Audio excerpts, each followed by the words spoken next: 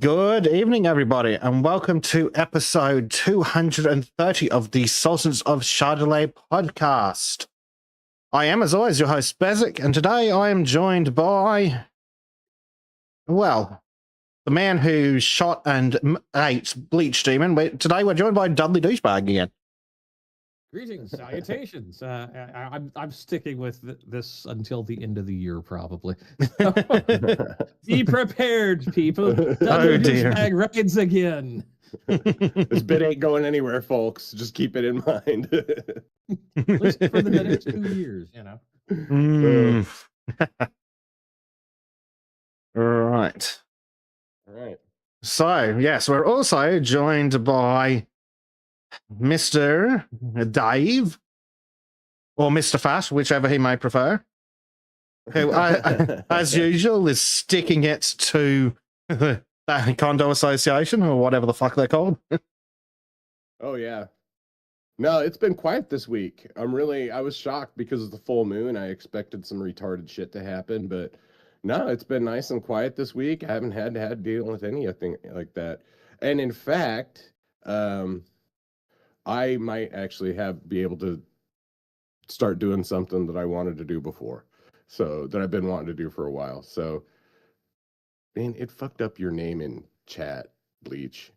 Stupid ass YouTube. Yeah. I don't know what Fucking YouTube. YouTube.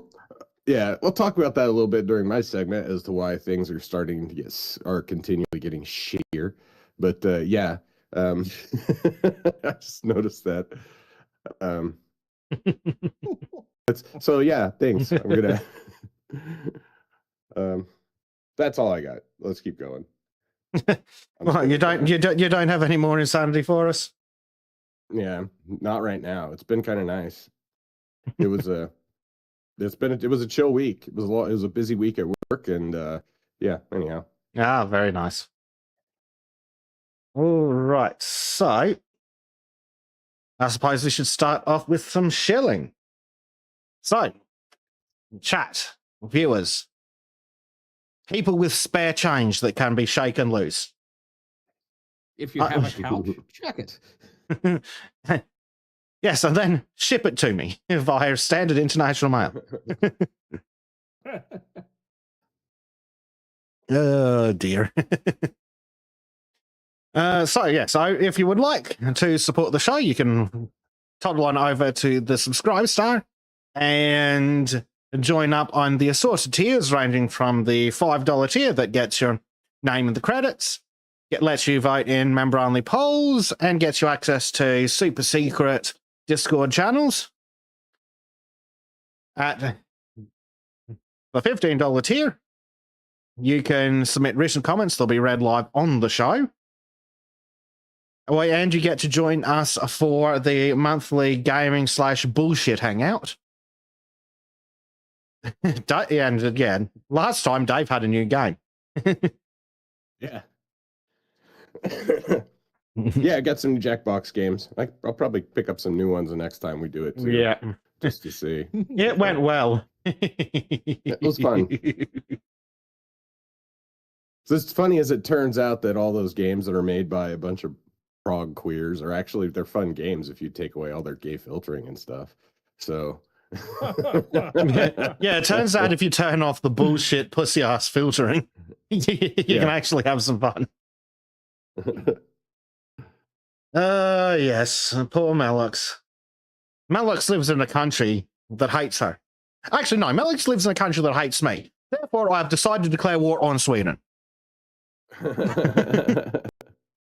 So all I'm hearing is Volvo values are going to go up. I'm going to take a pointy stick, and I should have complete control of the country by Tuesday. I don't know. Those gangs around Malmo are going to be kind of tough. Just saying. Yeah, they're getting fucking militarized up there. It's kind of. I mean, I'm not opposed to the idea of nuking Sweden, just in general, or Malmo specifically. Don't give Trim ideas. He's we'll bad give him.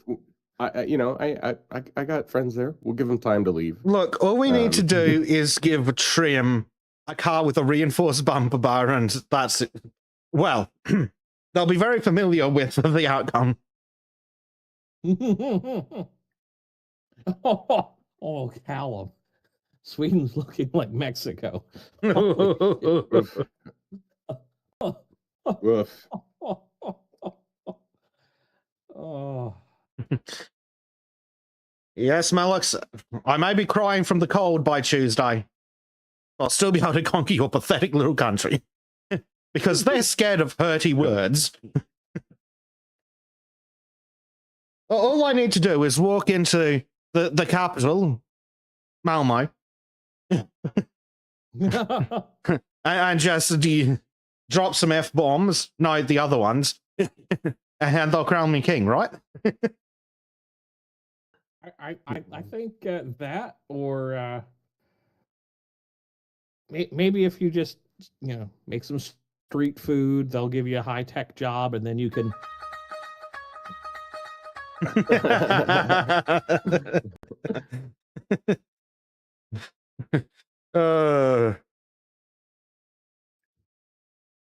Maybe. Just need to be careful with any gift cards.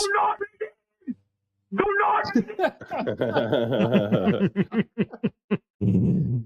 Honestly, Sweden would probably be better off if that was their problem rather than the one they've actually got. That's fair. Although That's fair. I don't make much of a distinction anymore between the two. It's like which brand of rapist do you want in your country? I mean, I'm perfectly happy with nuking and violent ones. I'm perfectly happy with nuking the whole world from Baghdad to Bombay. Yes.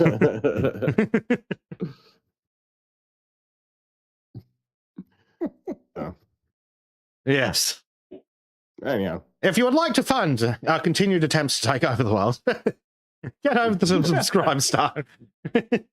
I should really turn off those. I should turn. You know what? Screw it. I'll turn off the new access to the early adopter tier at the end of the year. So if you want it, get in on it.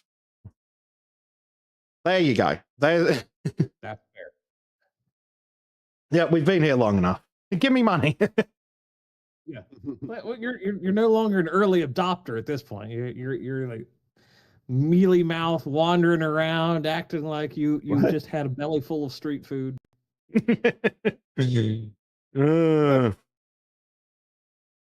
Yeah. All right. Where were we? That, but anyhow, let's continue with the shilling. Yes. Oh, you want to be shilled, don't you, Miss Live? Let's what do you got going on? Let's go over to Dave, because otherwise he'll interrupt everything else to shill himself.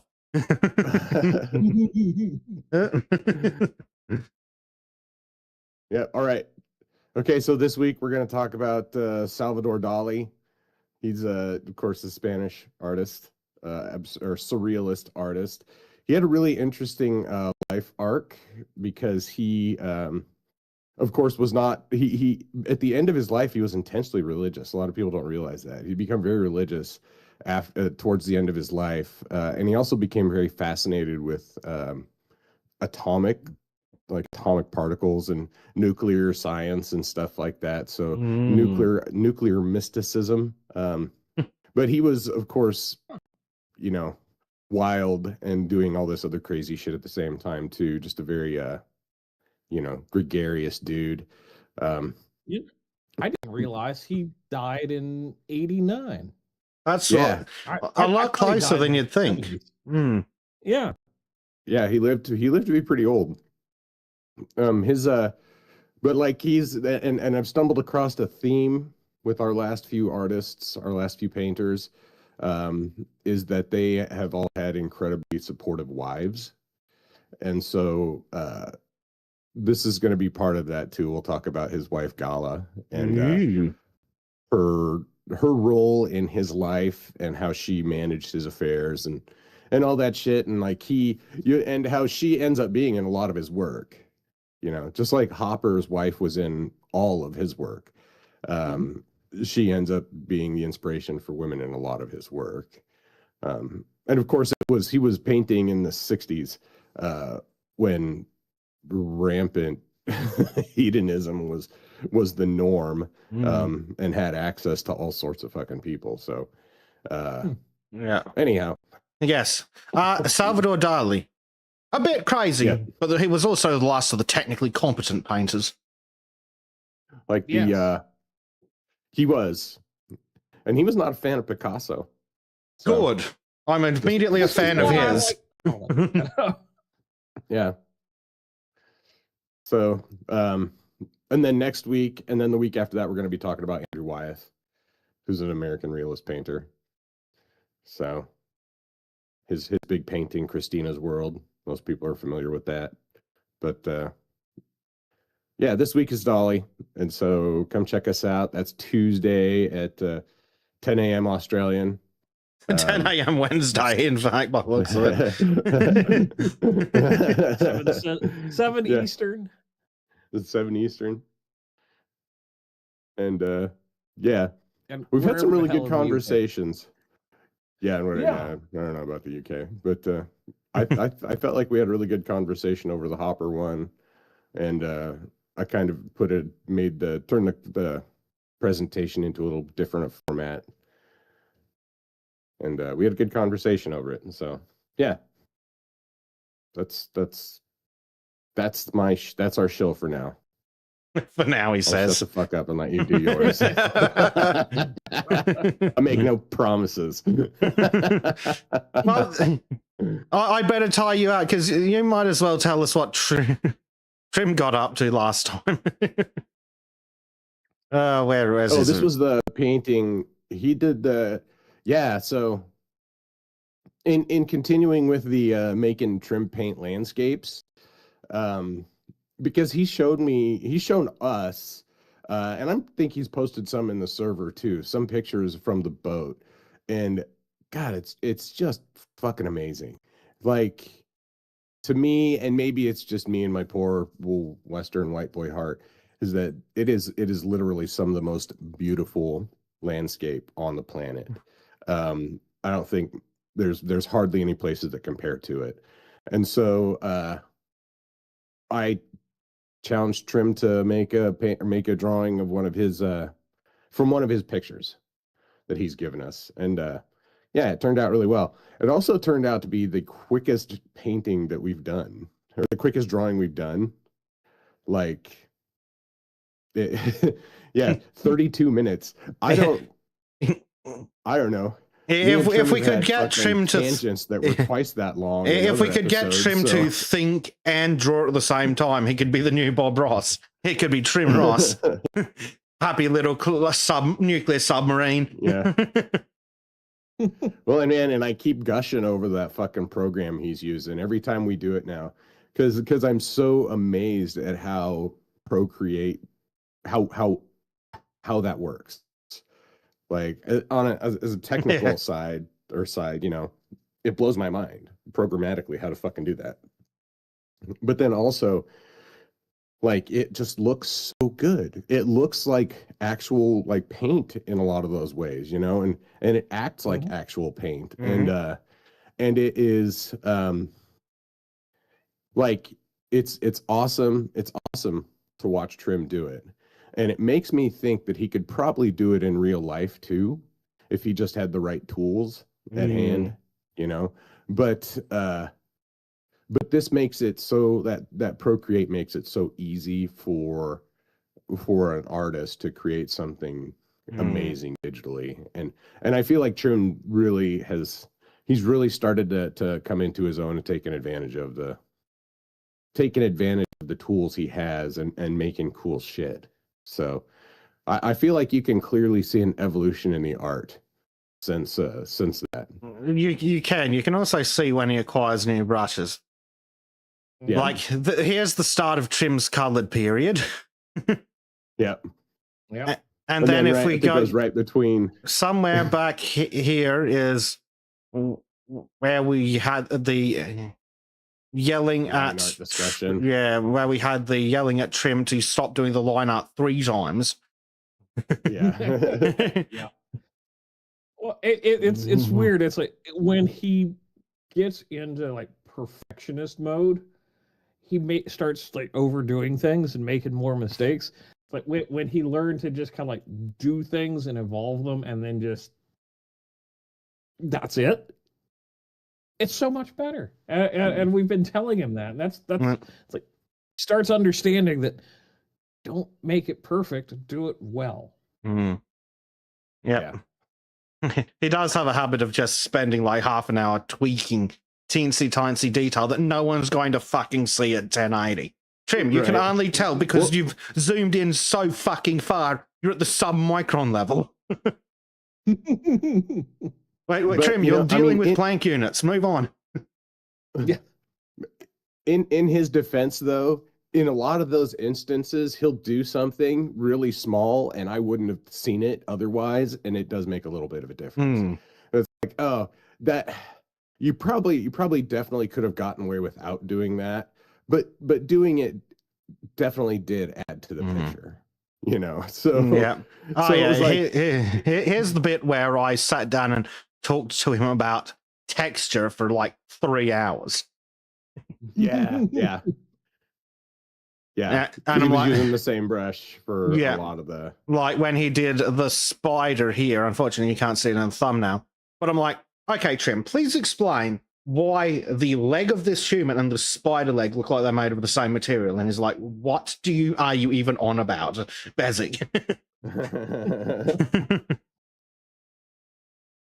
But yeah, and that's where he started doing some of these ones up here.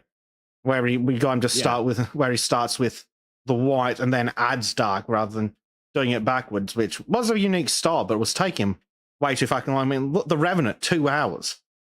The Illumined Overseer, 56 minutes. Lobo, that was just because you talked too much. Yeah, the Lobo one was just bullshitting, that's all. We were just talking and he was refining the drawing. It's a really fine drawing. I mean, the drawing's really good. So Ghost Rider's good too. Yeah, Ghost Rider was good. Yeah. And I think he's having some great success with the colored stuff. Yeah. It is interesting, and after like looking at so many fucking artists recently and seeing like, oh, they have different phases and periods, like, oh, I can track Trim's art history through I can track Trim's his art evolution through his Simply Sketchy page. You really can. I dare you sometime down the future with we'll do like a really to do a Trim one of his shit. yeah. Do an episode on Trim, but don't tell him about it until you go to do it. Yeah, that would be funny. He'd freak out. He'd hate it so much. It'd be hilarious. There's we could really like go and create some mythology about him too. Yep. Oh god, that would be. Oh man, I got an idea for episode 21, Bleach. I'm not objecting.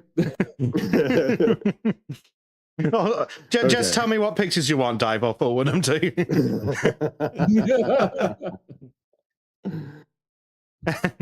Anyway, that nonsense aside. I'm taking notes right now. Just give me a second.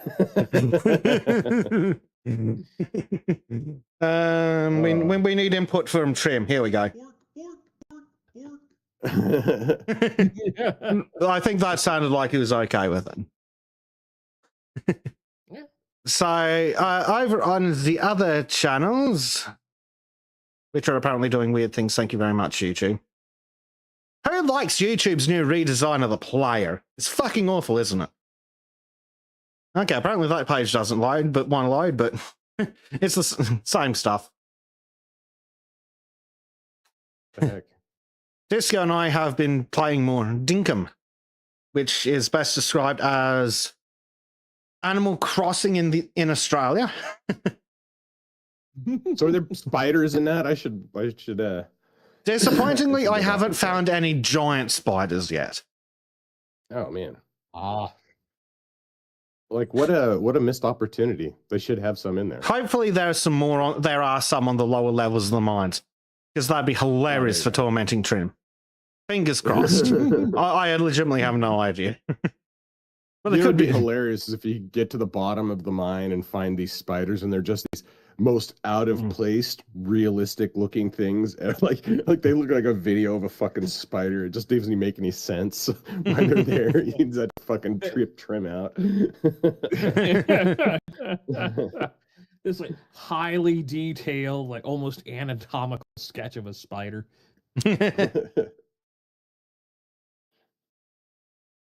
Yeah.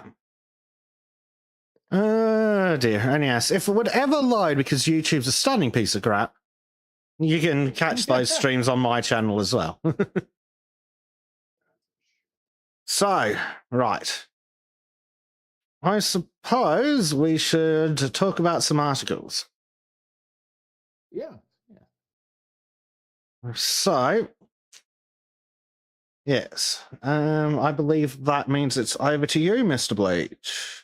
Let me just double check that I've got all that set up. For a moment, I couldn't tell because random news article is what my screens look like. I'm welcome. All right. I work, you bastard. All right, Mr. Bleach, take it away.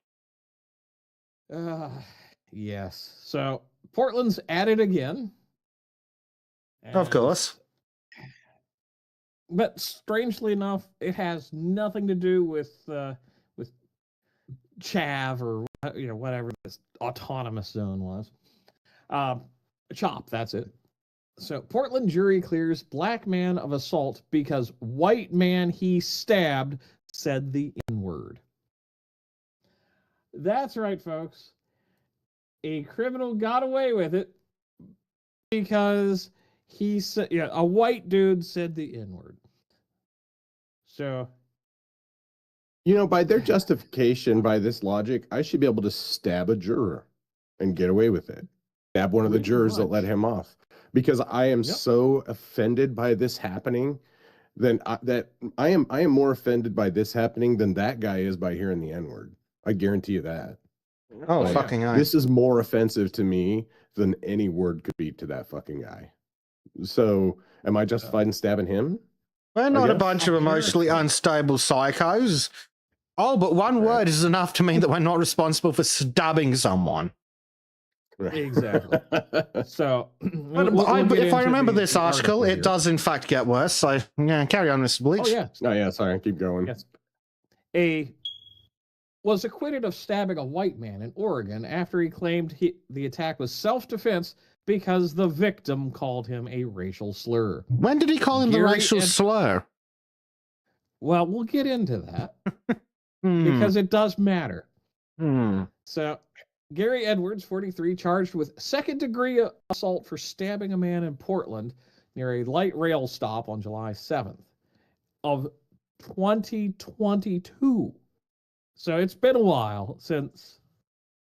So he was found not guilty of a crime October 31st after the jury heard the victim was using racial slurs in the aftermath of the altercation. The fucking aftermath.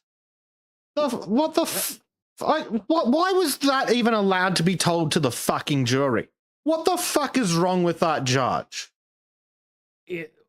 Have they not spent enough time in prison? No.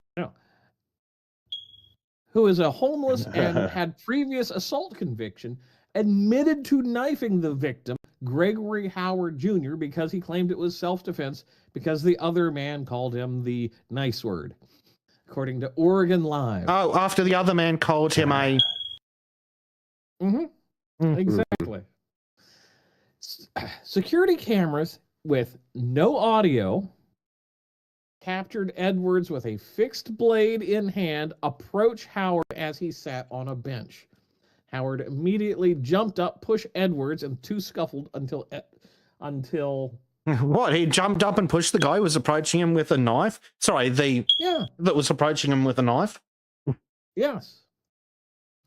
Edwards' defense attorney, Daniel Tinyman, reportedly told the jury that his client was approaching Howard to see if he would trade the knife for cigarettes. Oh, fuck off. What other than Jesus. racism could explain why Mr. Howard perceived hatred, animosity, and aggression from a complete stranger? I mean, holy shit. A violent fucking tarantula head on Yes. the road with a knife. Oh my god. Yeah. Yeah, Shade. We'll look at the we'll get a photo of the judge up later, won't we, Bleach? Oh, yes. Oh, yes. Oh, yes. Moments later, body camera from a security officer captured Howard shouting a racist slur at after he had been stabbed. It's unclear if any evidence suggests that Howard used the slur before he was stabbed. Well, Prosecutor- it's clearly not Oh unclear my god. because if he had, then they would have never shut the fuck up about it. Right? Yeah. Yeah, if they had evidence of it, that you're exactly right. Jesus fucking Exactly. Christ, dude. It's like the peak victim blaming shit here. So Oh, Right? yeah. Some they've violent got nog stabs the guy and it's his fault. no, I no, mean, no. it is. It's a his fault being violent around him. But... Dave. Okay. So, but yes, they've prosecutor- post hoc justified this attempted fucking murder because after they attempted to murder him, the guy called the A. Yeah. The defendant is not scared for his life. He didn't retreat. He sauntered up and he sauntered away after he stabbed someone, the prosecutor said. The jury found the defendant creature- created the situation. God damn. Yeah. He did. and the jury found not guilty. Yes, on the grounds of not being smart enough to have malice aforethought. Oh, you know what? I bet if you got to The- look at that jury, it'd be a lot of blue-haired white women on there. A lot of cucked-out Uh-huh. white guilt dudes too. Yep. Right? Like, these The fucking defendant's bitches. lawyer insisted the case should have never gone to trial. I What? insist Wait. that the defendant's lawyer should be hung from the, I don't know, the Right. nearest Hard. bridge by the ankles. It shouldn't have gone to trial. They should have reviewed the evidence and just convicted the motherfucker then and there. Yeah. Like from the bench, they should have said, "Hey, you know what? We got you stabbing somebody. You don't get to fucking. It doesn't matter what he did. As soon as You the stabbed fucking him. He didn't stab surveillance, you. He didn't attack you. yeah, as soon as Yeah, the surveillance footage came out, it should have just been a matter of walking him out front of the courthouse and giving him a long drop on a short rope. Right. And if his lawyer came out and said anything other than guilty and we're trying to get a plea deal, then they should have kicked that fucking guy out. The first time he tried to say racism or anything like that, like, as it It's turns done. out, you have freedom of speech. You know, you can say stuff. Yeah. You can say hateful things. Like, you know, obviously it doesn't shield you from the consequences of it, but that doesn't justify the consequences on their end either. That doesn't justify physical violence, which is It what they never seem does, to have but- fucking lost here. That's what this precedent start. It's like if a white man says, then you're justified in doing anything if you're a. So, Edwards, who is homeless, spent about 3 months in custody before the trial after prosecutors argued correctly that he was a threat to the public due to his lengthy criminal record. Yeah, no shit. You don't fucking say. So we'll go to the Portland Live article. Or Oregon Live, whatever. All a bunch of idiots. The cuckold Western live, yep. Cascades. Yeah. The usist slur. Sorry, I made myself laugh here. The racist slur by a wounded man in Portland's Old Town stabbing spurs jury to acquit. And Multnomah County prosecutors, Multnomah. yeah, God damn it. multinoма, yeah, or I know that. mesothelioma, whatever. I don't care. It's Oregon. Sorry.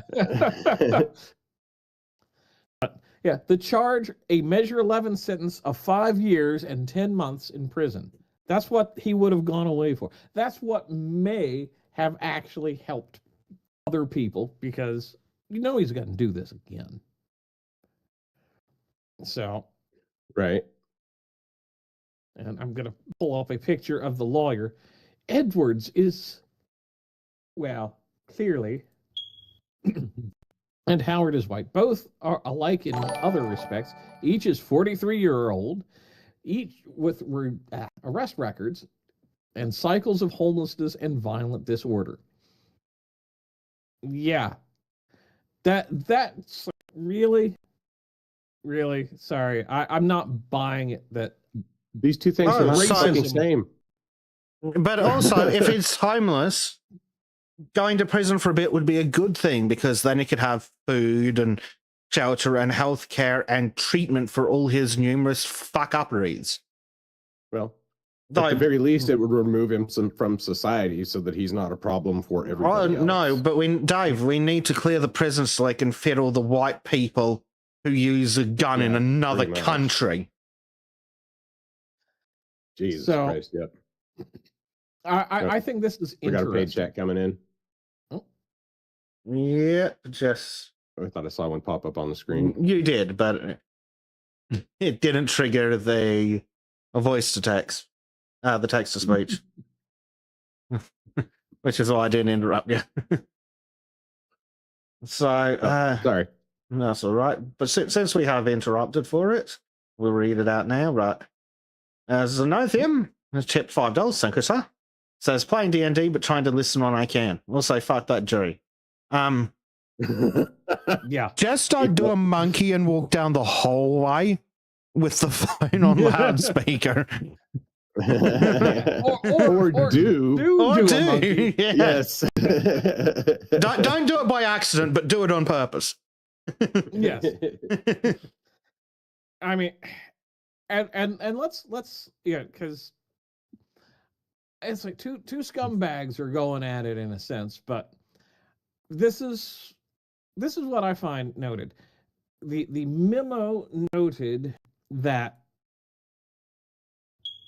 sorry, not as fast on this as I should be, was convicted of attempted second-degree assault in 2021. Really? So he's got a habit of this.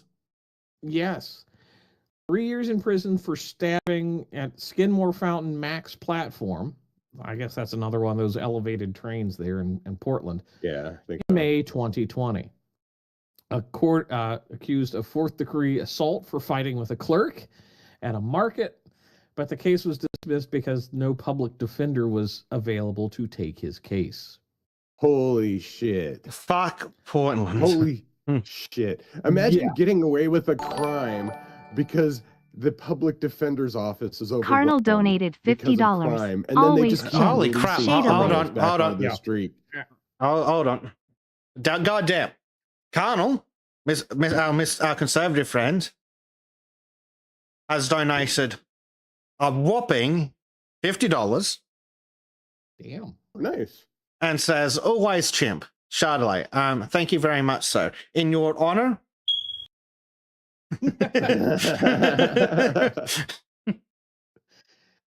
Actually, no, I've got another one. I've got another one for Carnal, in Carnal's honor. He'll like this one, I hope. Hey, is that legal? Yeah, we need to go. Okay.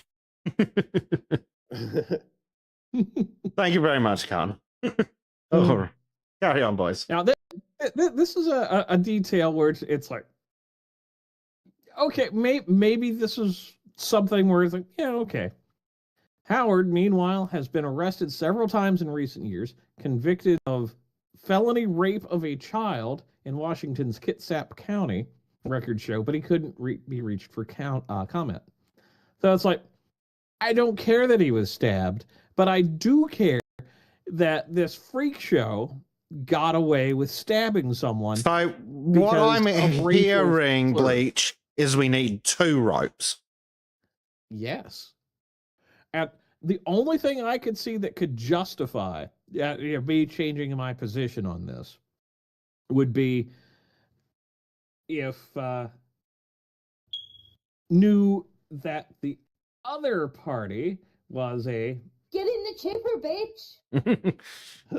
Yeah, but But based still. on Get in the chipper, bitch. just past behavior, shouldn't have even been there, but the yeah. has a history of being in public. So I'm going to suspect that there is astronomically There's low likelihood of that. There's no chance, unless it's like around in the homeless camps, Mhm. that the Get in the chipper, bitch. was one. But unfortunately, it just looks like because the jury was sympathetic to that he got off. Literally just because the was called a after he'd already acted like a.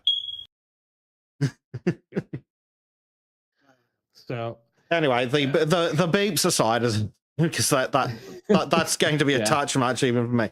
But yeah, so yeah. the jury are such a bunch of cucked blue-haired retards that they threw out the conviction of a violent psychopath based on the fact that the victim said a mean word after the violent assault, after the attempted murder. Yes. Oh, hey, that's an interesting photo. Yeah, so this is the judge, Judge Sarah West, who had previously That seems a bit overturned- excessive for a high school work experience program. but she overturned a previous verdict based on racial politics. So it's like this is interesting. So we'll just read this post. I don't know where this Dansker fellow is getting his quotes, but it's kind of like it's worth pointing out that again Portland's at it again. So a Portland jury acquitted a black man of stabbing a white man after he claimed the victim was using a racial slur, ruling it the attack was self-defense, despite the prior convictions. We've already covered this, which means the same Portland jury would acquit a black attacker if the victim was white and remained completely silent under this new activist legal clause. White silence is violence. And that's where, he brings up Sarah West, Judge Sarah West's previous actions. Someone in chat has asked how old the judge is, which I think is an excellent question. That I do not have an answer for right off, but we can check. Yeah. Also, Mr. David here looks like he is confusing quotes with emphasis markers. Yes. Which is unproductive. And I can't directly show this. And I think this guy's confusing multiple judges, actually.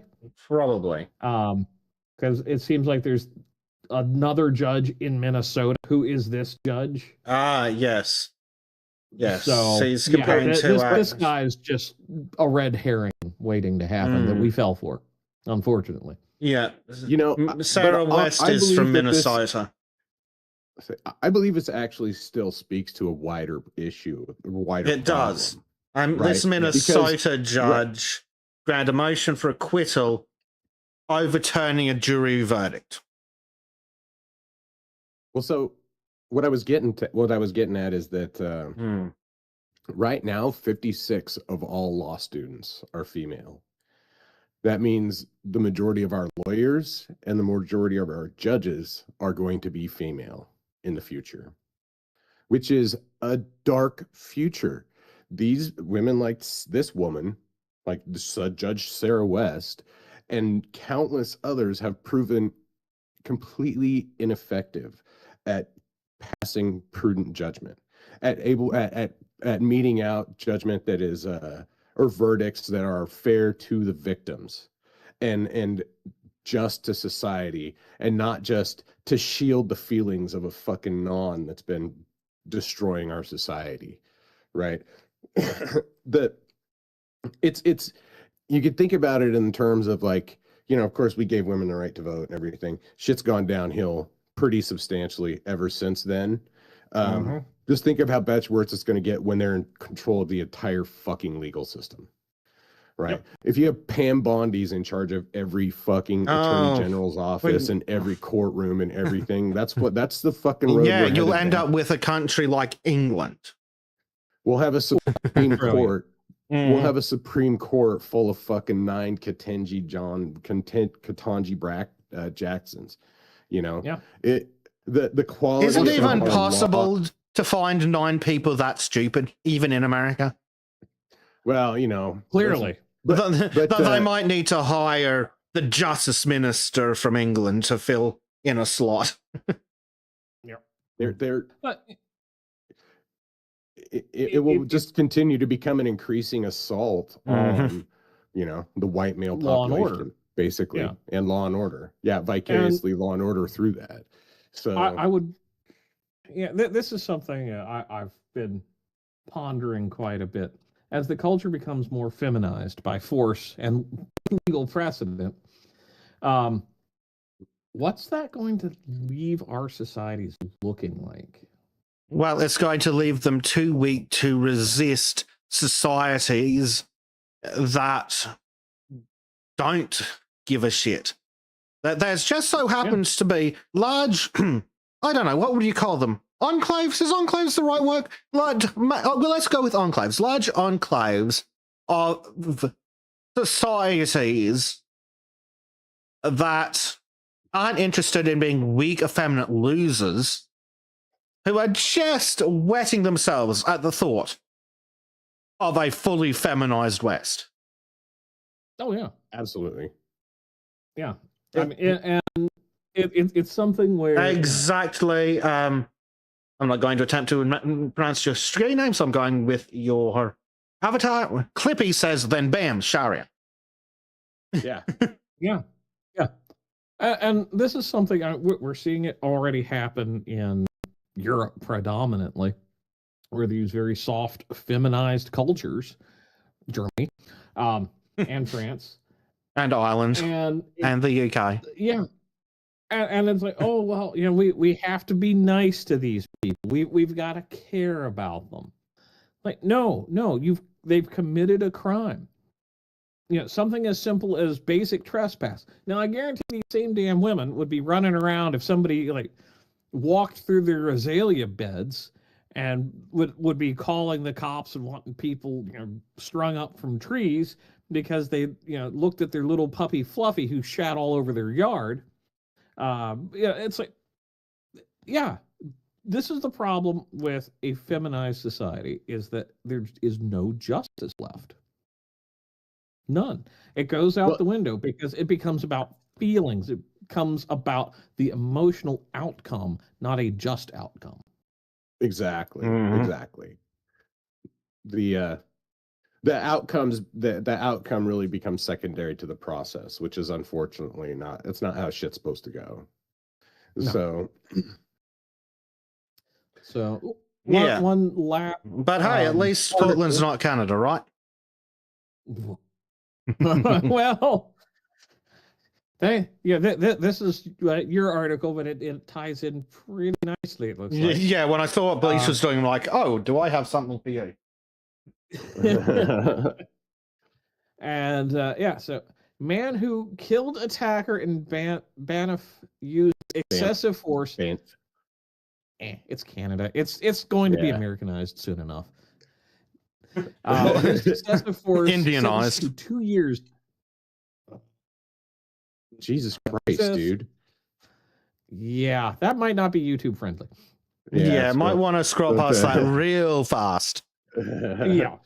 So after learning a man who killed their loved one would not go to jail. Several of Brogdon's family members stormed out of the classroom. Yeah. The judges are young enough. It's a classroom. On Wednesday, Calgary judge announced that John Sproul would serve a conditional sentence order involving 2 years of house arrest. Charged with second-degree murder, Sproul was found guilty of manslaughter by the jury earlier this year for fatally stabbing Brogdon outside of a Banff bar. Try to say that fast. But it was Brogdon who first attacked Sproul when he pushed and sucker punched the then 20-year-old and continued to assault by punching and ragdolling the younger man down the street.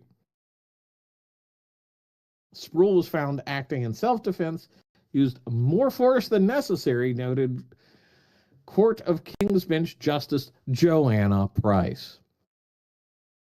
Yeah. This was near self-defense and not near murder. During the sentencing, John was defending himself. However, his response was excessive. 40 seconds into the wait till I've got to interrupt. It's not really going to help, but wait until you fucking hear what this bitch thinks was excessive. Oh, boy. Okay. Yeah, sorry, carry on, Bleach. Yes, 40 seconds into the assault, Sproul, whose shirt was pulled over his head and face, pulled out a pocket knife and began swinging and stabbing his attacker. Brogdon suffered 19 stab and slash wounds. You know, after the first one, usually people back off in a fight unless it's to the death. Funny you should mention that. 5 shadowing, it sounds like now. Maybe even 6 shadowing. Mm-hmm. Brogdon was a good man whose life mattered, but said sending John to jail will not bring Ryden back. There is the first problem. A stupid fucking name. The challenging case, and I acknowledge it may be difficult to understand how someone can stab and kill and not face prison. Describe the facts as exceptional. That's wow. I think the facts are the judge is exceptionally stupid. Yeah. Carry on until you get to the punchline. It's like a punch in the back of the head, funnily enough. You know, maybe I need to skip over the 240 and then just get to the fight. Yep. Maybe skip to "I'm going to fucking kill you," said the man, quoting directly, says Bezic YouTube. That's the quote. Yes, and we'll get there because, you know, I think the whole thing is building up. So, long weekend, Sproul was visiting Banff with his family. He and his brother went out bar hopping. Brogdon and his friends stopped in Banff en route to Radium for a fishing trip. The friends were also bar hopping. The Sproul brothers were in good spirits and engaged in friendly conversations and staff and venues, blah, blah, blah. But the judge found that Brogdon and his friends developed an animus towards the brother at the High Roller bar and spoke with the bouncers about them. Sproul was unaware. It's like, why are you speaking? Yeah, just no. Just let the bouncers do their job. Just no. Not long after the two groups left High Rollers, the men ended upside the now closed Dancing Sasquatch. I just wanted to say that, actually. Where Sproul was asked to bum a cigarette from Brogdon. Brogdon told to fuck off and sucker punched him. You know, that seems excessive right there. The video shows the initial altercation. I speak English sometimes. Brogdon pulled the shirt over his head and continued to attack and punch the man repeatedly. So Brogdon is the bad guy in this situation, for anyone who's getting confused. Yeah. So, "I'm going to fucking kill you," said Brogdon. The video from a nearby business with a cell phone video show the pair struggle as Brogdon throws Sproul across the sidewalk. Sproul testified and the judge accepted that, yeah, "I'm going to fucking kill you." Yeah, it's like, I'm sorry, I'm going to shank a bitch too if something like that's going on. Oh, it gets dumber. With his shirt covering his face, Sproul pulled out a pocket knife and began swinging it at Brogdon, stabbing him. John didn't know where this pocket knife was connecting, said Price. Well, yeah, because he's got a shirt over his head. What? Right. What the fuck? Then his response was I think Price is the defense lawyer. He is, yes. Actually, no, Price is the judge. That's the judge. Is that the judge?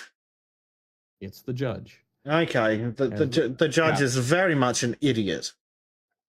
Court of King's Bench, Justice Joanna Price. Right, she's a dumb bitch.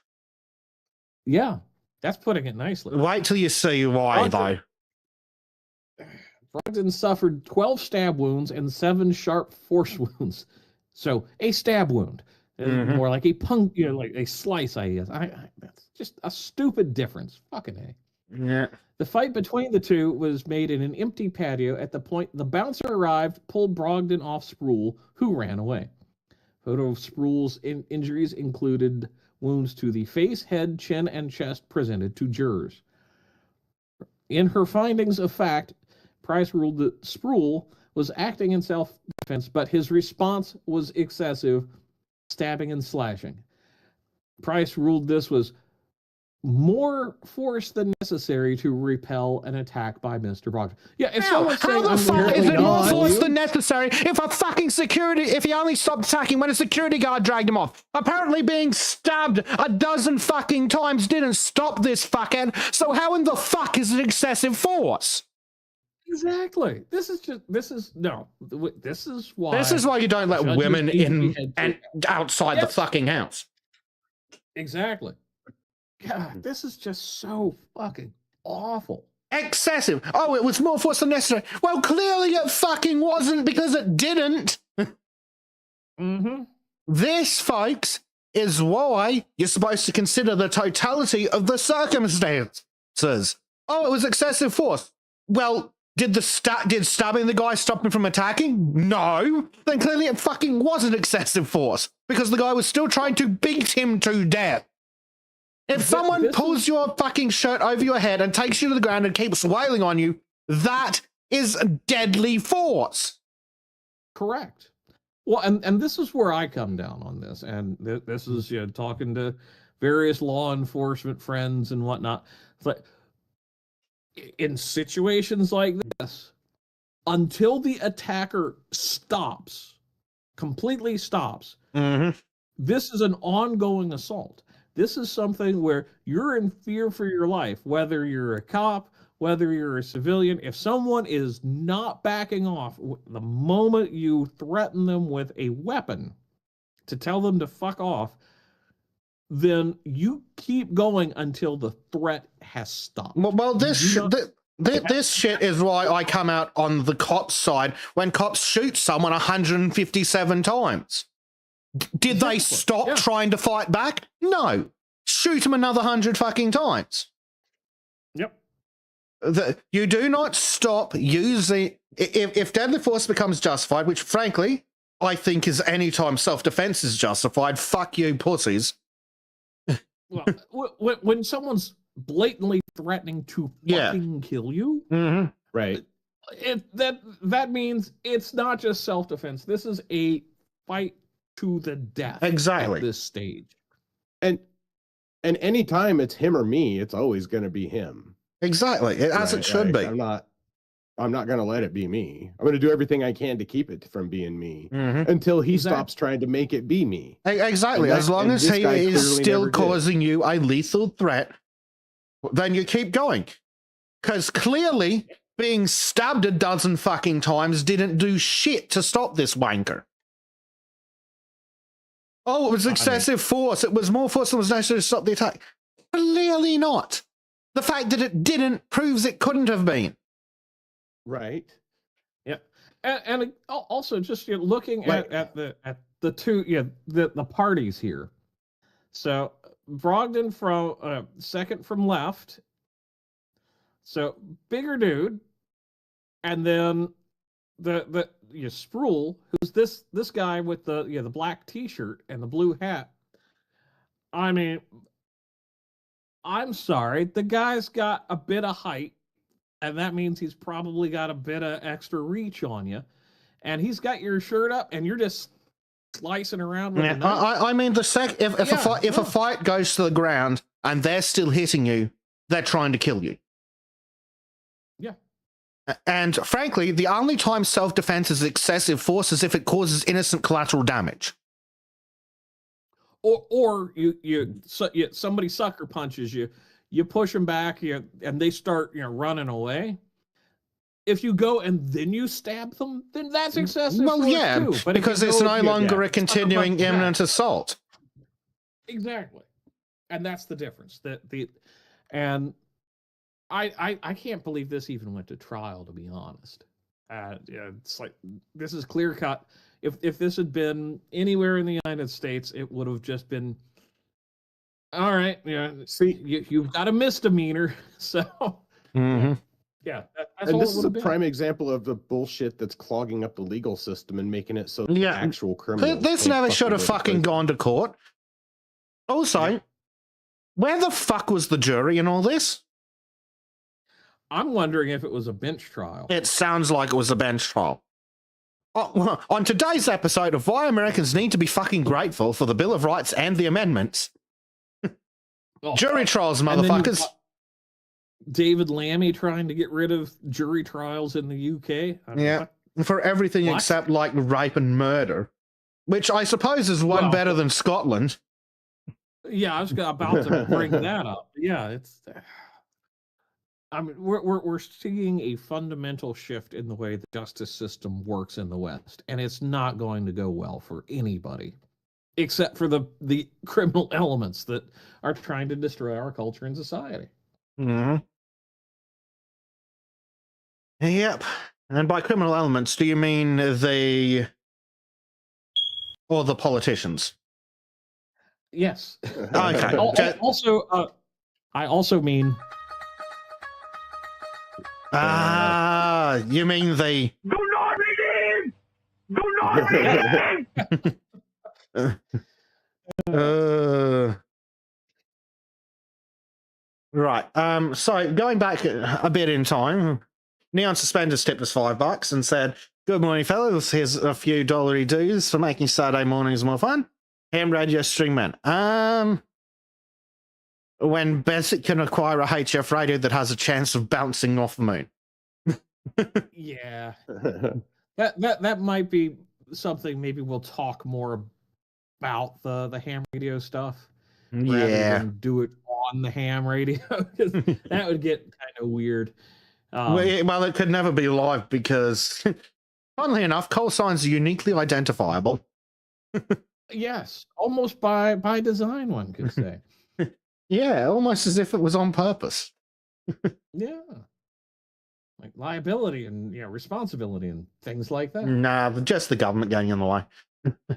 Oh, well, there's always that. Yeah, exactly, Dave. It's all so tiring.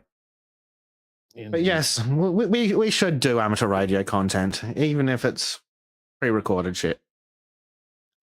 Indeed. So, well, that closes my segment, which I think is, we need to have a serious discussion about how our legal system is composed these days, and not just the outcomes of trials. We need to start having serious discussions about this as cultures. Oh, yes. There's not even a fucking semblance of justice in the legal system anymore. No, it's all been just ruined by people who are it's been feminized. Yes, exactly. It's been feminized. So one could say it's our effete legal system. It is. It's been subverted. They by soft on crime bullshit and progressive fucking white guilt nonsense, and Soros funded Caligari planned destruction of our society. It's fucking exhausting. I'm so tired of all this bullshit. I'm tired of. I just go ahead. I'm tired of good people suffering while criminals walk free because female judges are afraid to hurt their fucking feelings. Female judges and weak, effete white male judges. And then traitorous. They're not traitorous to our country. They're in-group preferencing. They're preferring their own people by letting their own group of people fucking terrorize and destroy the wider communities. They don't care. No, Like, that's the thing. They don't really give a damn because they think everything's going to be static, and that's one of the problems I keep running into. Is this very static, fixed view of the world? It's like it doesn't matter who's where, doesn't matter that the outcome of landmark cases like this because they think it's all going to remain the same forever. And yeah. but also like, oh, we need to change things for progress. It's like, no, you can't have it work both ways. Your reality has to hit sometime. If that could be before we have to adjusting for legal reasons. If that could happen before we all get arrested for tweets instead of just the Brits, that would be nice. But yes, right. On that note, German police start coming for everybody. Yeah. You're gonna start black bagging people in the middle of the night for tweeting about the JQ. Yeah. So on that lovely note, thank you for joining us today, Mr. Bleach. Yes, thank you for letting me work this into my little hectic schedule today. But being at the top of the batting order, I'm gonna probably be listening and popping in on chat while I'm on my multi-hour drive. So, oh, lovely. We're going to talk shit about women later. Play that on loudspeaker. Oh, I definitely will. That'll really go over nicely. All right, chat, gentlemen. I will catch you on the next go round. Indeed. Catch you later, Bleachy. Peace out, Dudley. Oh dear. So, yes. Okay. On that note, who saw this tweet and fell for it hook, line, and fucking sinker?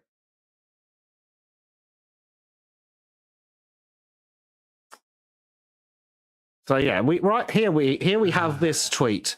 Breaking: Christian schoolteacher Enoch Burke sentenced to life in prison for transphobia. So there's two teeny little problems with this one. Okay. Would you like to guess what they are, Dave?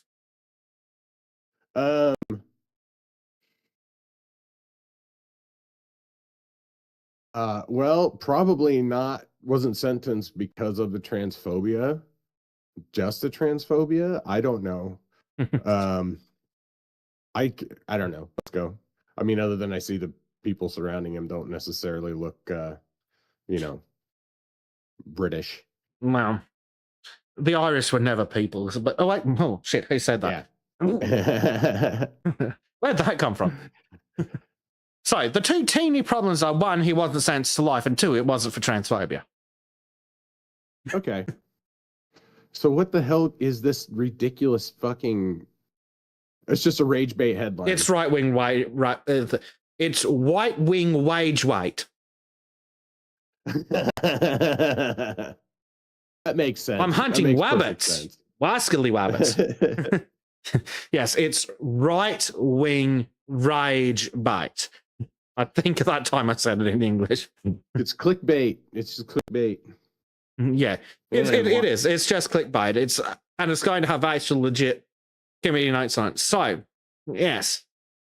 Who tweeted this out originally? Let's look at the top. This is Basil the Great, who normally isn't this shit. But just didn't vet the fucking story. Just saw the headline and just shared it. But basically, now because the whole image is pretty dubious. Like, there's no source, anything. Yeah, on it. There's no. Yeah, what website's it from so I can go check? Right, exactly.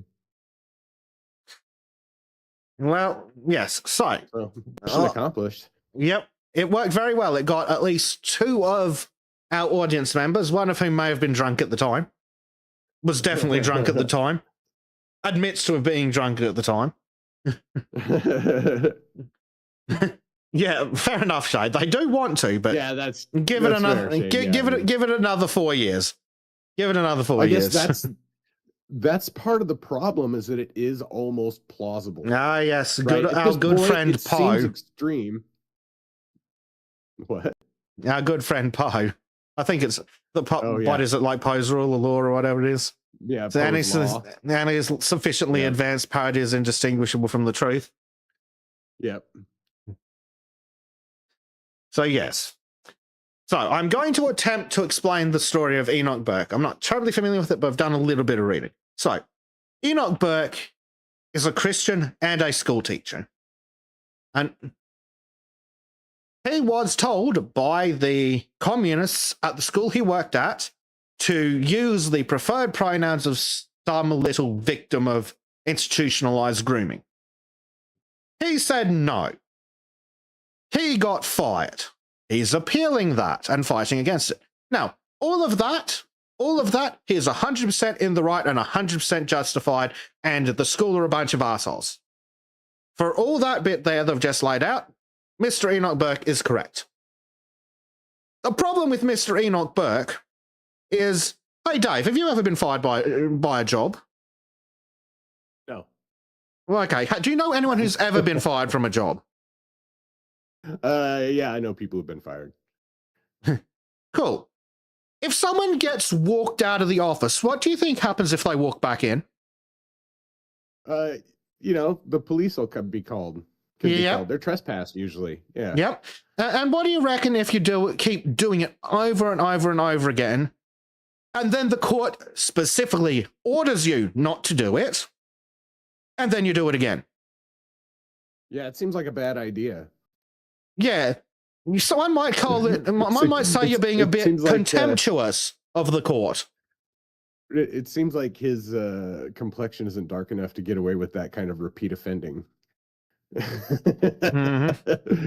Court won't view his contempt as anything but contempt instead of ineptitude. Mm-hmm. So yes, can you imagine what will happen if the court repeatedly told you to stop doing the thing, and then you can keep doing the thing, and then the court's like, right, the cops have caught you again, come here. Will you agree to not do the thing? And then you say no. Yeah. Do you think do you think the judges might decide to go, you know what, fuck you, you clearly won't fucking learn. We're just going to keep you in jail over Christmas and New Year's. Which is, it's harsh, but like, that's a choice you make for yourself, right? It kind of is at that point, because it's not his speech that's being impacted in this one specific instance. It's the going onto school grounds after he was been ordered by the court to not go on school grounds. And the court's gone, well, if you're not going to fucking listen to it when we tell you, here you go fucking learn something. Because I guess, why was he going? What was he doing on school grounds, and why was he going? That's the part that I haven't figured out yet. I'm sure he thinks he's got an excellent reason, but clearly the court disagrees. But does it mean he's standing outside of the gate praying, or does it mean he's like actively going on the grounds and harassing people? I don't necessarily think there's any harassment necessarily. Nothing we'd consider harassment. But the problem is, the school's suspended him / fired him and told him not to come on school grounds. He's then been arrested for it. The court have then ordered him not to do it. He's then done it again and again. And now the court's gone, well, you're clearly not fucking listening to orders. Right. Well, but I guess it really depends on the reasonableness of the orders. You know what I'm saying? Like, not like that's fair. Because let's say there's a big gate, right? There's because a lot of the schools have fucking fences around them. They have big gates around them. They close them so people can't come and go as they please. They can't actually go onto school grounds per se because the school grounds is behind the fucking fence. Mm-hmm. So I'm not saying that's the case in this instance, but hypothetically, were that to be the case, if this guy just shows up outside of the school, even if he's protesting, if it's on public here's property, the thing, because the schools are publicly funded anyways. Yes, but they can still be closed and you can be trespassing, etc., etc. You can if you're a danger to the children, or if you're harassing or interfering. I guess, Or perhaps I you've don't been know the specifics suspended in / Yeah, fired. you obviously can't do that in Canada. Well, but what I'm saying is, even if you've been fired, like if I'm fired, I can still stand on the sidewalk outside of the business. Yes. Now the Right. problem is, And I don't think that's what he's doing. If that's what he was doing, the cops might have still arrested him because they're a bunch of fucking idiots.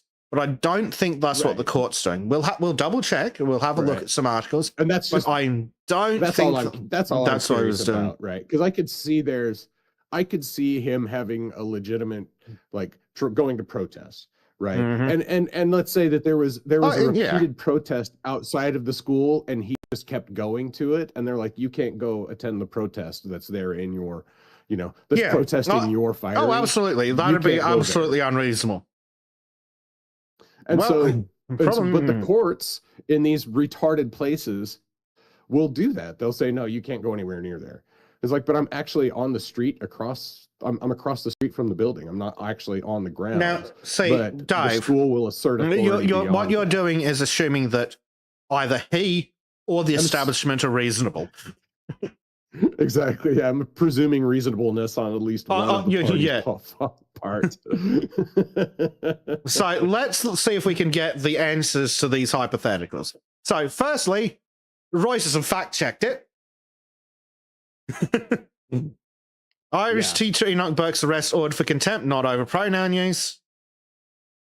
A judge in Ireland ordered the arrest and jailing of teacher Enoch Burke in November 2025 for contempt of court, not for refusing to use the transgender pupil's preferred name and pronouns, contrary to misleading online posts. So, I guess, keep going. So, skipping some bullshit Twitter post.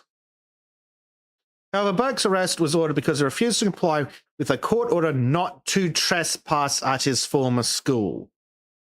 Not because he refused to choose a transgender pupil's preferred name and pronouns. Conveniently, there's a ruling. Yeah, in Canada. The Ireland. One of the islands, I think. Oh, Ireland. Yeah, that's right. Sorry. Ireland. It's a different cut foot colony of the British. Yeah. Is it actually going to show us anything here? No, it's absolute shit. But that's just part of it. Show me the actual document. Here we go. So blah blah blah blah blah. So there's a bunch of things. They claim they dismissed him on gross misconduct arising out of his refusal to obey a direction of the school that transgender pupil be addressed by the surname they. What the fuck are you on about? And because of his gross misconduct at a school religious service and other events, and the manner in which he conducted his objection to transgender. So all of this is bullshit that he's on the right side of.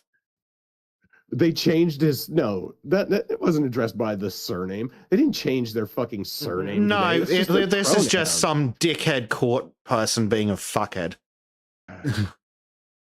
The school initially suspended him and obtained an interlocutory injunction restraining him from trespassing on school premises. He refused to abide by this court injunction. As a result, the school was forced to bring a motion for attachment and committal. He was then committed to prison on a number of occasions for contempt of court. The matter came back before the court on numerous occasions, but on each and every occasion, Burke refused to purge his contempt. Eventually, Mr. Justice O'Moore came to the view that Mr. Burke should be released from prison as it appeared he seemed to derive some benefit from the publicity. Instead, he imposed a fee of 700, is that euros? It must be, for each day that Burke trespassed on school property. He was subsequently sent back to prison for repeated breaches of the order. Another justice released him, blah, blah, blah, blah, blah. Despite his time in prison, despite these fines, Burke persists in disobeying the court order. So there's some waffle about what the case is and is not about. So this has two issues. The dipshit school wanting to provide transgender retardary, and this guy who won't stay the fuck out of the school. So number 9 there is directly false, but like The court order, yeah. well, I mean, the court order doesn't, but the school definitely did. The school definitely try to say did. things. And that's Yeah. true and valid. So again, it's two issues. There's the school being fucking lunatics, and this guy not doing as he's fucking told by the court.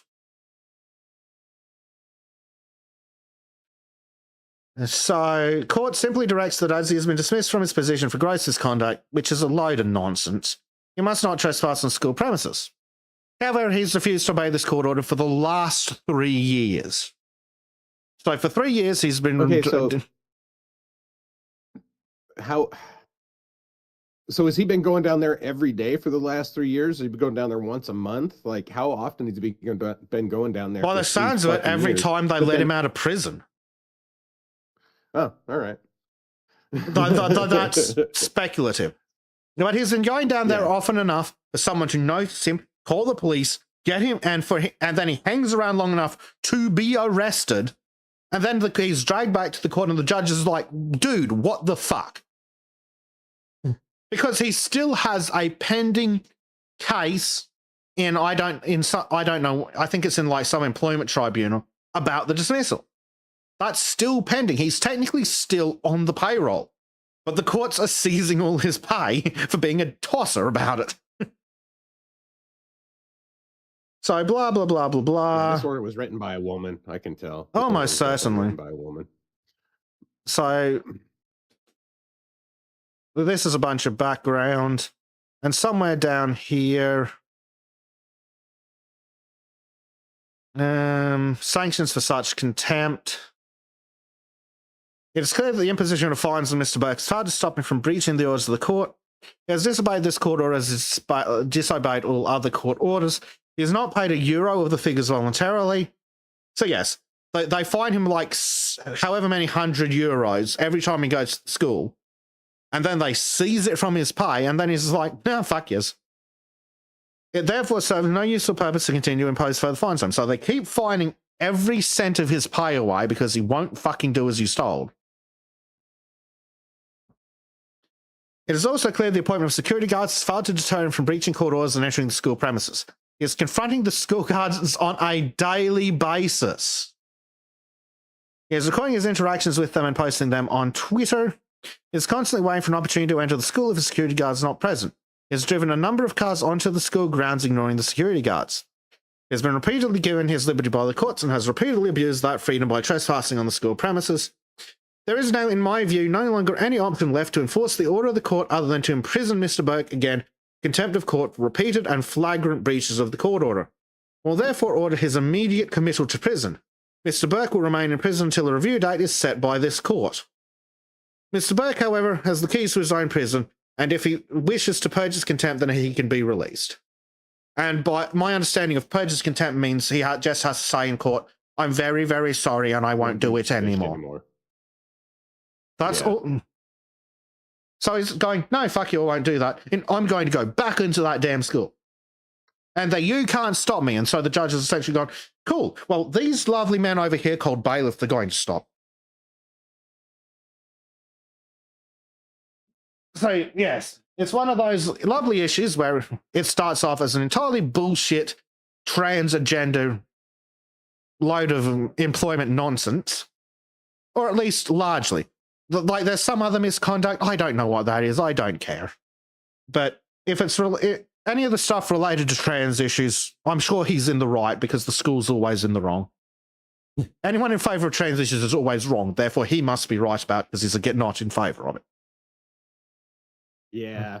But there's some other misconduct. Being morally right and being technically right, or yeah. Well, that's the thing. There's also this other grossness conduct, which may or may not be nonsense. Don't know, don't really care. But on the transgender stuff, he's morally right. But separate to his ongoing hearing case appeal regarding his employment status, he's also breaching court orders daily.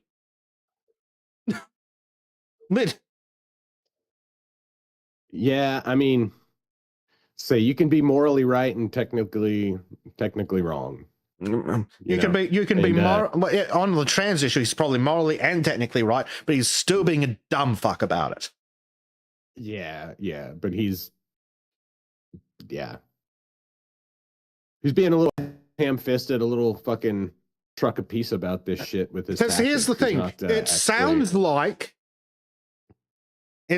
like, based on this section here, that they wouldn't actually give a shit if he was just hanging on the sidewalk. The problem is he keeps going in. He keeps engaging with the security guards and probably the students and whatever.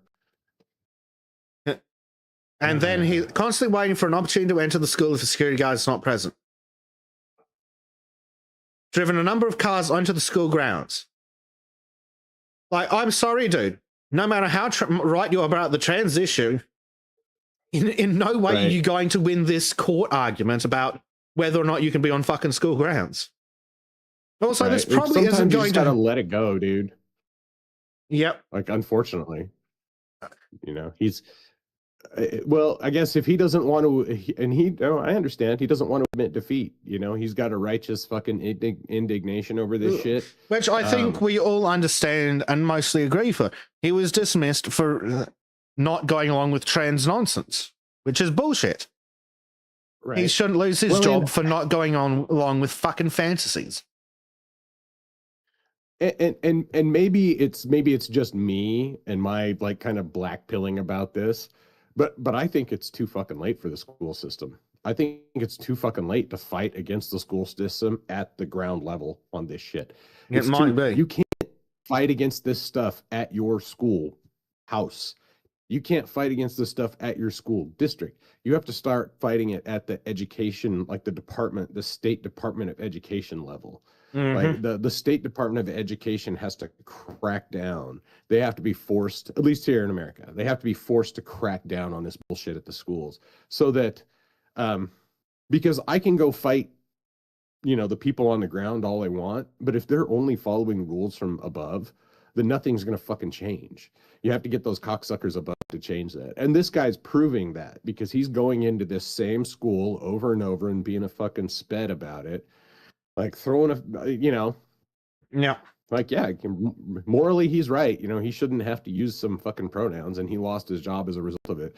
But that's the point when you realize, oh, the place I worked at was so irreparably and interminably fucked that I'm better off leaving it and trying to change that system from the outside. Like there's no good that can come from engaging with the people on the ground. Part of what Jordan Peterson did. Like they kept going after him for not engaging this nonsense. So it was like, cool. I'm going to use my platform. I'm going to step us out of the system and try to influence it that way. Yeah. But again, it's not like Burke here was standing on the sidewalk with a placard that says, fired for refusing to use pronouns. Yeah, he was actually harassing school employees, which, or maybe not even harassing, engaging with them at all. Even if he's going up every day and he's not bugging them and he's just asking them, hey, are you okay with this happening? Are you okay with this happening? It's like you're fucking sucking time out of those people's day and they don't want to deal with that. Well, to be fair, those security guards only exist because he's there, because without the guards, he kept walking onto the school ground. His issue isn't that he's standing on the sidewalk with a sign saying being fired for not using pronouns. His issue is that the court told him, don't go on that school, and he keeps going on the school. He's right, but he's being a dildo about it. Very much so. It's making him look wrong. It's like, be less of a dildo, and then your correctness will be a little more apparent. He's certainly not doing his fucking case any favors when the employment tribunal comes back to it. When the school turns around and says, not only did we fire him from gross misconduct, once we did, he refused to stay off school grounds and he's been arrested and sent to prison numerous times. He's clearly incapable of following orders. Like, if they're allowed to mention at the employment tribunal that he was refusing to follow court orders, I'm sorry, but what employment tribunal in their right mind wouldn't think he was a risk to fucking children? right? I mean, yeah, exactly. He's acting unstable, right? He's acting in an erratic fashion, and by continuing to come on the school grounds, because, I mean, let's be real about it. A reasonable person would not keep doing this, No. right? Like, and A reasonable person we would want stand on the principled and- pavement with a sign saying "fired for you not using pronouns." right. Well, actually, a Like- reasonable person would probably do what you said. Went, you know what? Fuck the school system. Move to South Korea and start teaching English. But a moderately real reasonable person, a moderately unreasonable person would have the sign saying "fired for refusing to use pronouns," which is true, at least in part. And I don't know. It's not like we can peer into the fucking alternate universe where he did that and see if the police are a bunch of dildos and harassed him for it. right, But right. in no universe where a court system exists is refusing to listen when the court tells you don't go on those grounds going to work out well for you. Yeah.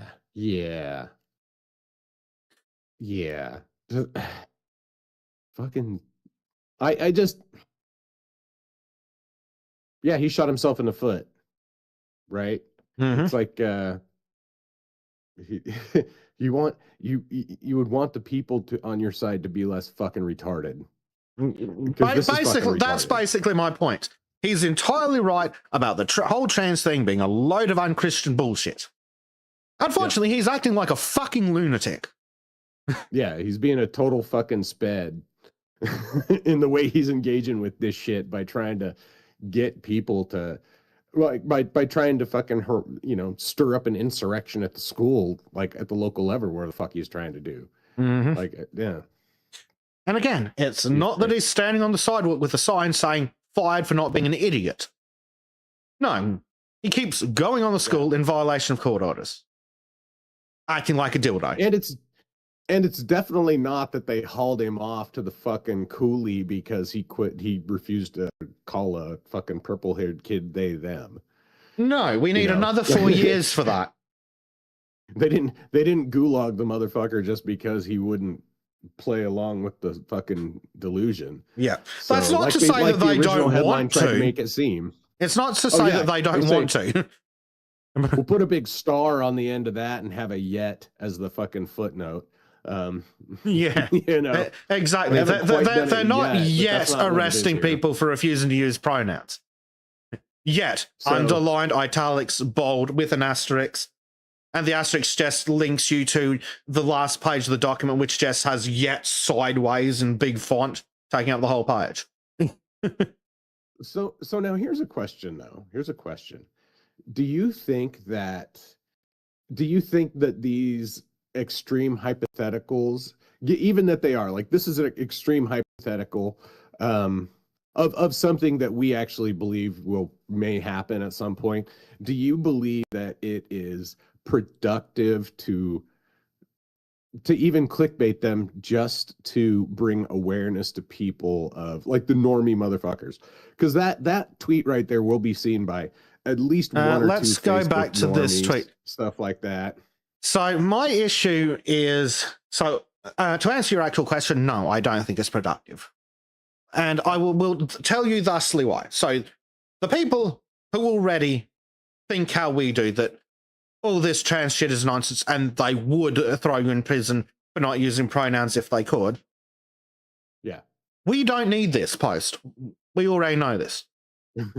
Yeah, that's fair. For everyone who doesn't already know this, they look at this, they click on this, they see this, and oh, look, here's a link. You go to the link and go, oh, it's a filthy fucking lie. And then they stop thinking and don't proceed any further. They just go, this is clearly a lie, therefore it's not happening, never will happen. So do you think this is more of a useful or an example of black propaganda, where this is propaganda that's given to the right wing by, potentially by leftists or by something like that? I don't think it's that insidious. I think it's just old-fashioned clickbait. Because Okay. let's have a look. 296,000 views on the Mr. Basil the Great's post. What does a view pay on Twitter? What does for nearly know. 300,000 views So- pay on Twitter? Yeah, probably made a couple of bucks off of this thing. Which really, that's been one of the most insidious things about the fucking monetization on Twitter. It has. When they monetized shit on Twitter, because the quality of the content immediately dropped. Immediately when they started giving out those fucking checks, because it stopped being about original engagement on new posts, and it was more about just engagement overall. So people would find old tweets that they had done that got engagement and then retweet them to get more, which is like, oh, this is trite bullshit. We've seen this before. Or it would be a lot of like, stop and leave your memes here. Like, oh, Jesus fucking Christ. You know, like sure, there's some good memes in there, but that's just low tier bait. And then shit like this became really prolific too. Lots of fucking clickbait bullshit. So it's So it's hard to it's find like, an accurate yellow source. journalism. It kind of is, but You know? I think it falls into the bargain basement. It's rage bait, clickbait shit. It's rage bait. That's literally all it is. Because what am I doing? I'm looking at this thing, and it's got fucking 300,000 views. I have no idea what that pays. But I don't know. I see some shit like $8 to $12 per 1 million verified user impressions. So $4, $24. Now do this every day. You do it hundreds of times every day. Yeah. You know? Get a couple of Do not begin! Do not begin! get a couple of hundred of those making fake Twitter accounts and posting this. Because again, this is just this guy's views. I think it, and it may not even be insidious. He may have just found this somewhere else and fallen for it, like many other people did. Yeah, probably. Or who knows? Like this, it's unlikely that this guy created it, was the original like source for it, but it's definitely propagating it. And yeah. And see, this bit's true. All this did start because he refused to use the child's nonsense pronouns. Missing context. Right. Because we like context. And yeah, he does refuse to bow, and he does refuse to blah blah blah. He refuses absolutely. He does all refuse this to do based. that, but he also refuses. He also refuses to stay the fuck out of the school. Yeah. Right. He refuses to not act like a fucking lunatic. Yeah, exactly. Like, but yeah, this shit's really not helpful because, oh, what's this? Sounds slight from prison for transphobia.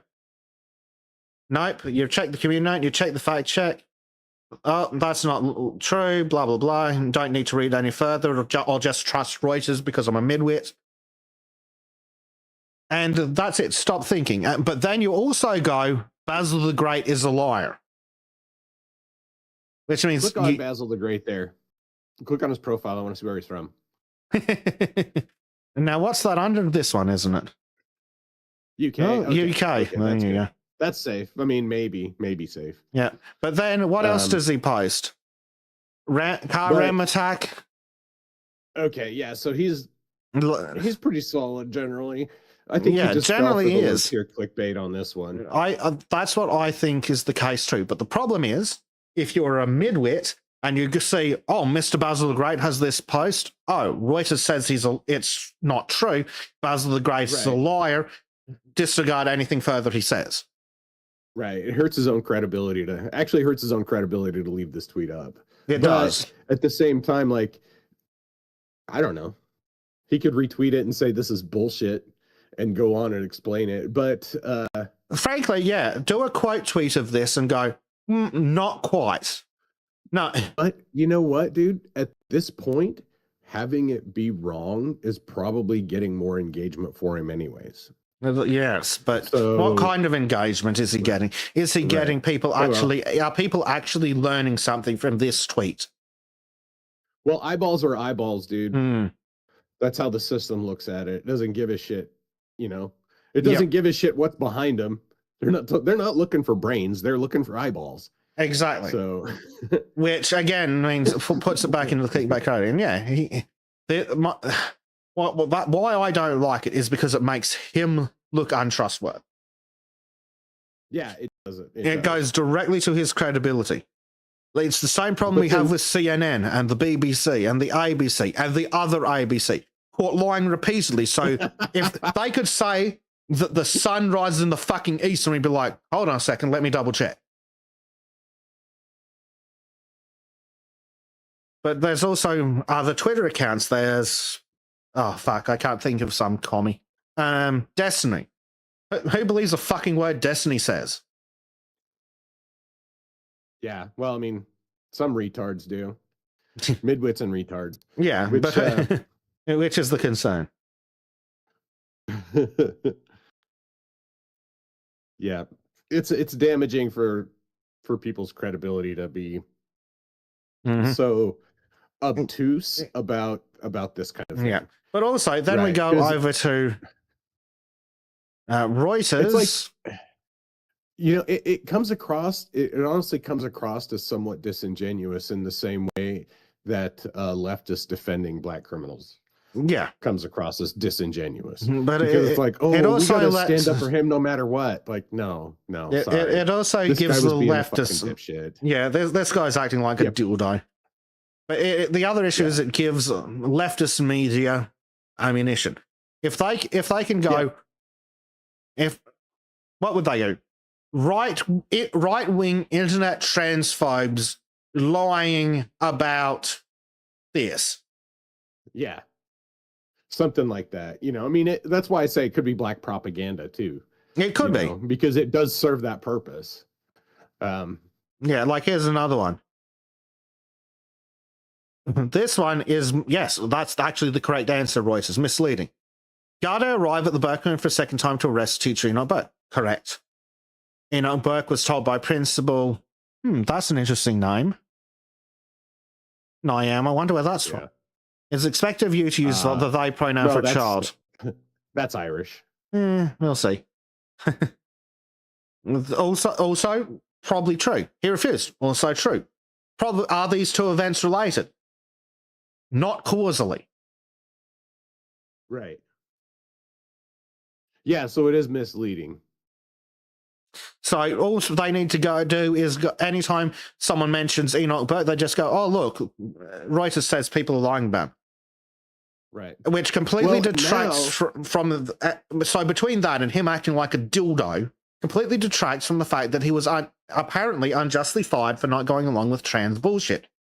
And then there's that other naughty thing he did, allegedly, maybe, that I don't care enough to look into. Maybe that's right, maybe it's not, don't give a fuck. But all the trans shit, we all know that's bullshit. Yeah. So it's fucking annoying. It is. It's, you know, it is, because we've watched, I mean, I guess there's two parts of this that it's annoying, really, is that first off, this is such obviously stupid, contrived clickbait bullshit, right? And but then also then that's just a leftist tactic. That's all it's doing. And so all it does is reinforce those fucking leftist jagoffs with their, you know, like, oh, they're all a bunch of liars. That's all it is. It hurts our credibility, and it bolsters theirs, which is fucking nonsense. So, because, you know, you hurt the credibility of your enemy. So, again, black propaganda. Yeah, it's entirely possible. But it looks like a lot of people fell for it. Two of our audience members and our audience is usually pretty switched on. And I know our panel is usually autistic enough to go, that sounds like bullshit. I think that's part of my issue, at least. It offends my inner autism that someone would say something untrue. Why are you lying? How dare you fucking lie to me? You have said a lie in my presence and you must be crushed. Oh dear. Anyway, this dildo aside. But yeah, he's completely fucking ruined his valid point. He's an entirely valid point that he was unjust, that's presumably unjustly fired for not going along with trans bullshit. That's a completely valid point that I think everyone here would be okay with. But then the dildo has to go onto the school daily, fucking argue with the security guards, wait for them to fucking turn their backs, and then sneak into the school. It's like, well done, dipshit. You've made yourself look like a fucking lunatic. And anytime someone wants to talk about legitimate stuff, which is why he was fired, all someone else has to do is go, yeah, but the guy's a fucking lunatic. He keeps going on the school so much that he's been arrested again and again and again. And then anybody else that stands up for themselves in this same way, any other teacher that's like, no, I'm not gonna do this shit. Well, now the system has precedents that teachers done this way can act like fucking maniacs, and it justifies increased crackdowns on them. Yeah. So this guy is not only hurting himself, but he's hurting the fucking cause overall by being a goddamn idiot. Yeah, basically, he's a fuckwit. Yeah. Many such cases in education. I got a message that said this sounds like math teacher behavior. So I don't know. I never really said what the guy taught, but math, I would not be surprised if he was a fucking math teacher. Just couldn't fucking get it through his head.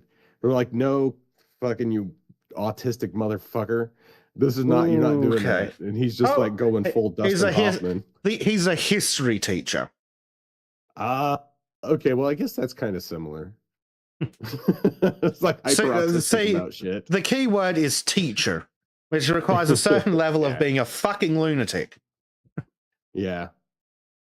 Anyway, so yes. So that is why you should look before you jump to conclusions or leap to conclusions. So I have another one. All right, let's go.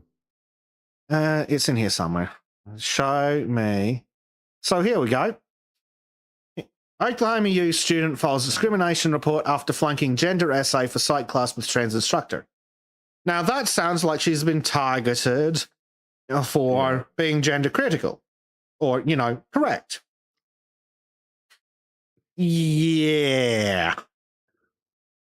So a graduate assistant was removed You from... got to consider the source. Mm-hmm. The source is a woman. Yeah. So, funnily enough, we'll get there. So, a graduate assistant was removed from her position amid investigations into a contested discrimination report filed by a disgruntled student who repeatedly referenced the Bible in an essay response to an article about gender stereotypes for a course taught by a transgender instructor. Oh, so we don't even know if the graduate assistant was trans. The instructor is, though. So in her essay, which is supposed to cover how people are perceived based on societal expectations of gender, I mean, you could have an entirely based response to that doesn't reference the Bible. In fact, you could have a base response that get through even a left-wing response. Because, I mean, shit, there's a lot of very interesting things in that subject, even from a sane perspective. Right.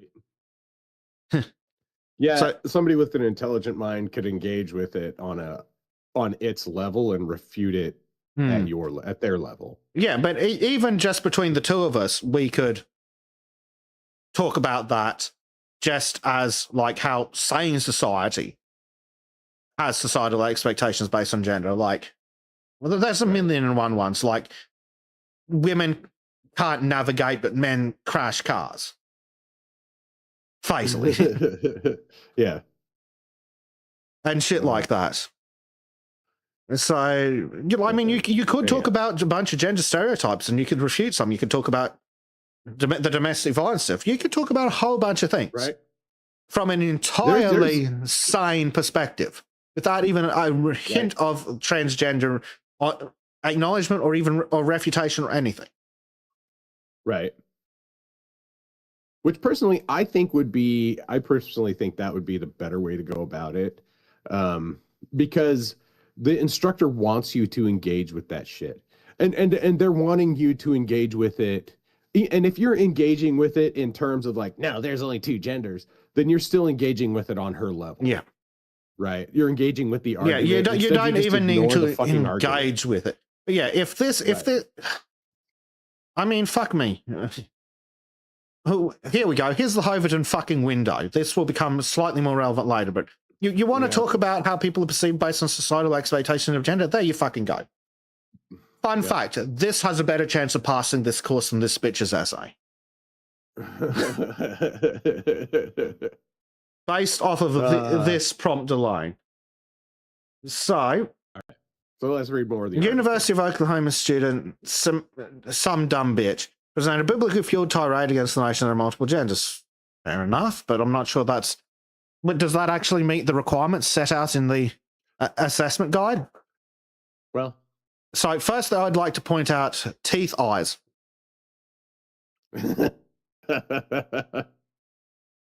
She's got, oh man, yeah. She's got the crazy eyes for sure. Yeah.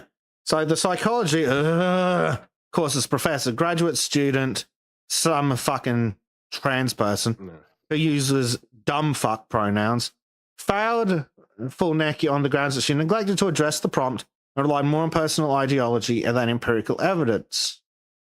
According to a bombshell thread shared by Turning Point US, god damn it. Yeah, in the essay, Fulnecki repeats ad nauseum that she doesn't take issue with gender stereotypes because that's how God made us. Did we not just have an argument about how you can have an entirely sane and rational right-wing conversation about gender stereotypes? Yeah, yeah. However, she neglected to cite the article she was responding to, save for a vague reference to teasing as a way to enforce gender norms. But that's true, though. Huh. Well, yeah. Who doesn't know a little boy that's bullied another little boy because the other little boy was in the vicinity of something pink? Yeah. Well, but I mean, technically speaking, if you're supposed to write an article or supposed to write an essay about an article for a fucking class, you got to fucking cite the article, man. Yeah, you got cite your sources. Speaking, that's what you're supposed to fucking here's do. the fucking thing. Here's the fucking thing. She could have cited the fucking Bible. She could have. Well, I mean, but if she's supposed to cite the article, then she needs to cite the article. Yeah, but but apparently, yeah.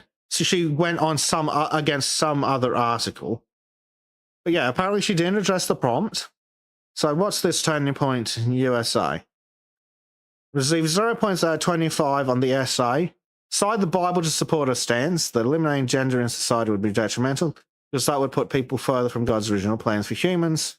See, the problem with academic essays is if you're going to argue that it's bad because it would put people further from God's original plan for humans, you need to cite a secondary source. Right. Well, and that's not an academic fucking argument. No. Like, I'm sorry. You can make that argument in church. That's totally fair. You make that argument. No. You can make that here's the thing. You could make that argument in university if you cited someone who made that argument. Yeah, if you've got good sources for your argument, but you don't even need to be good sources. Fuck me, it's. I don't know, but it's unnecessary in an academic. I don't know. I just think it's a fucking poor crutch to lean on. Yep. So I'm just. So this is are we going to read the essay? These are apparently the comments that was sent. So. Well,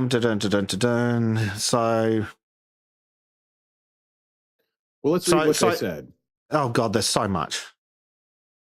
We don't, but yeah, we're short on giving a fuck. Okay, short on fucks. All right, that works. So, like one of the here's one of the trans professor's comments that I don't like. Just to call an entire group of people demonic is highly offensive. Who gives a fuck? Especially in minoritized population. Don't care. Shut up. But What else do we have to do? So here's a bunch of people. Oh, look, here's an argument from authority. Yeah, that's bullshit. Yeah. If you personally disagree with the findings, then by all means share your criticisms. See? Sounds entirely reasonable. So there is something specific I'm looking for in these. These are It's apparently just the responses. directions for the assignment. So here's how it's argued. Here's how it's graded. 25-point scale. Does the paper show a clear tie into the assigned article? 10 points. Does the paper present a thoughtful reaction or response to the article rather than a summary? Is the paper clearly written? So, you must write a 650 words body of text, double-spaced reaction paper demonstrating that you read the assigned article and includes a thoughtful reaction to the material presented in the article. Points will be deducted when papers are deficient in any of these areas. For example, she will deduct 10 points if your paper is between 620 and 649 words. Now, this is where I'm going to get super snarky, Dave. I will not give credit for papers under 620 words. Mm-hmm. So I think that might be a... Now, here's where I'm going to be a snarky bastard. See this article? See this relatively short piece of crap that's got 3 citations? Yeah. 624 words.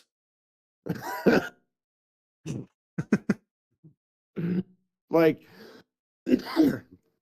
you just need a few more they, them, demons and biblical quotations, and you'll have a better article than what she used for her fucking essay. So, probably addressing her point better.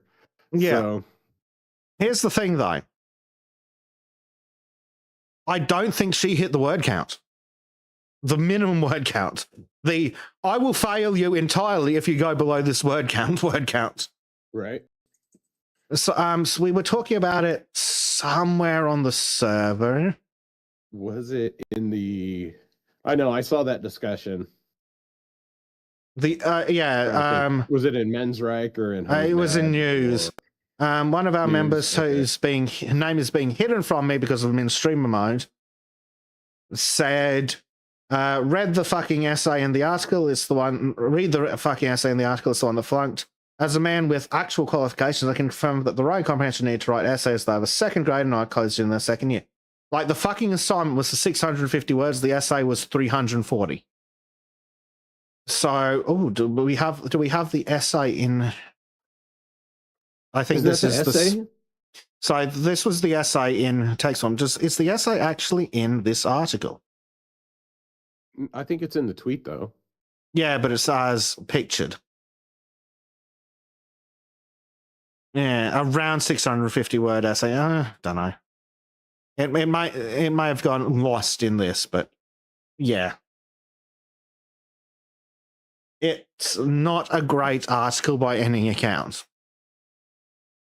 I could write a 650 word essay about how much of a dumb bitch this woman is right now, just based on what I have with this article.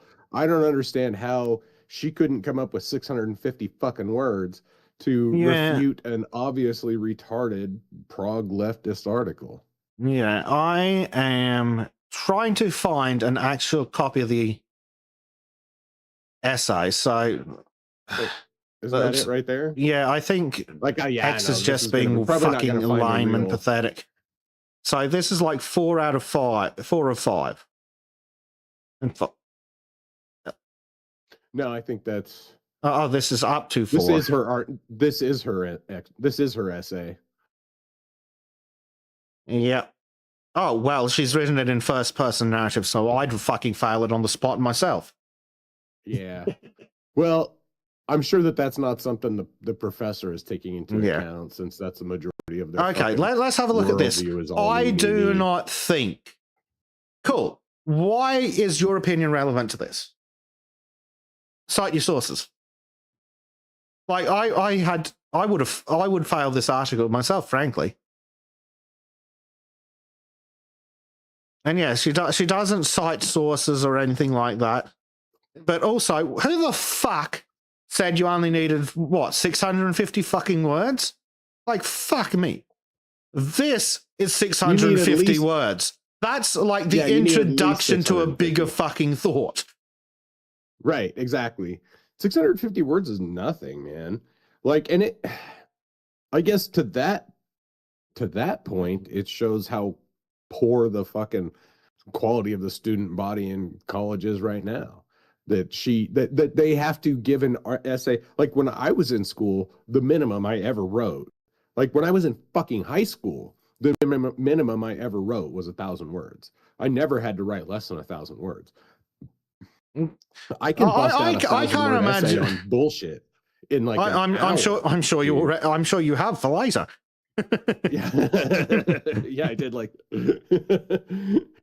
I spent 4 hours and did like a 3,000-word essay instead. But yeah, this is so we have to have fucking standards, and this whole thing reeks of just some fucking thought trying to avoid accountability by saying this reeks. It basically reeks of attention-seeking thought behavior. Yeah. Like clearly, she was trying to do this from the start. Like this is the result she was looking for, and again. You could write an article from a Christian perspective.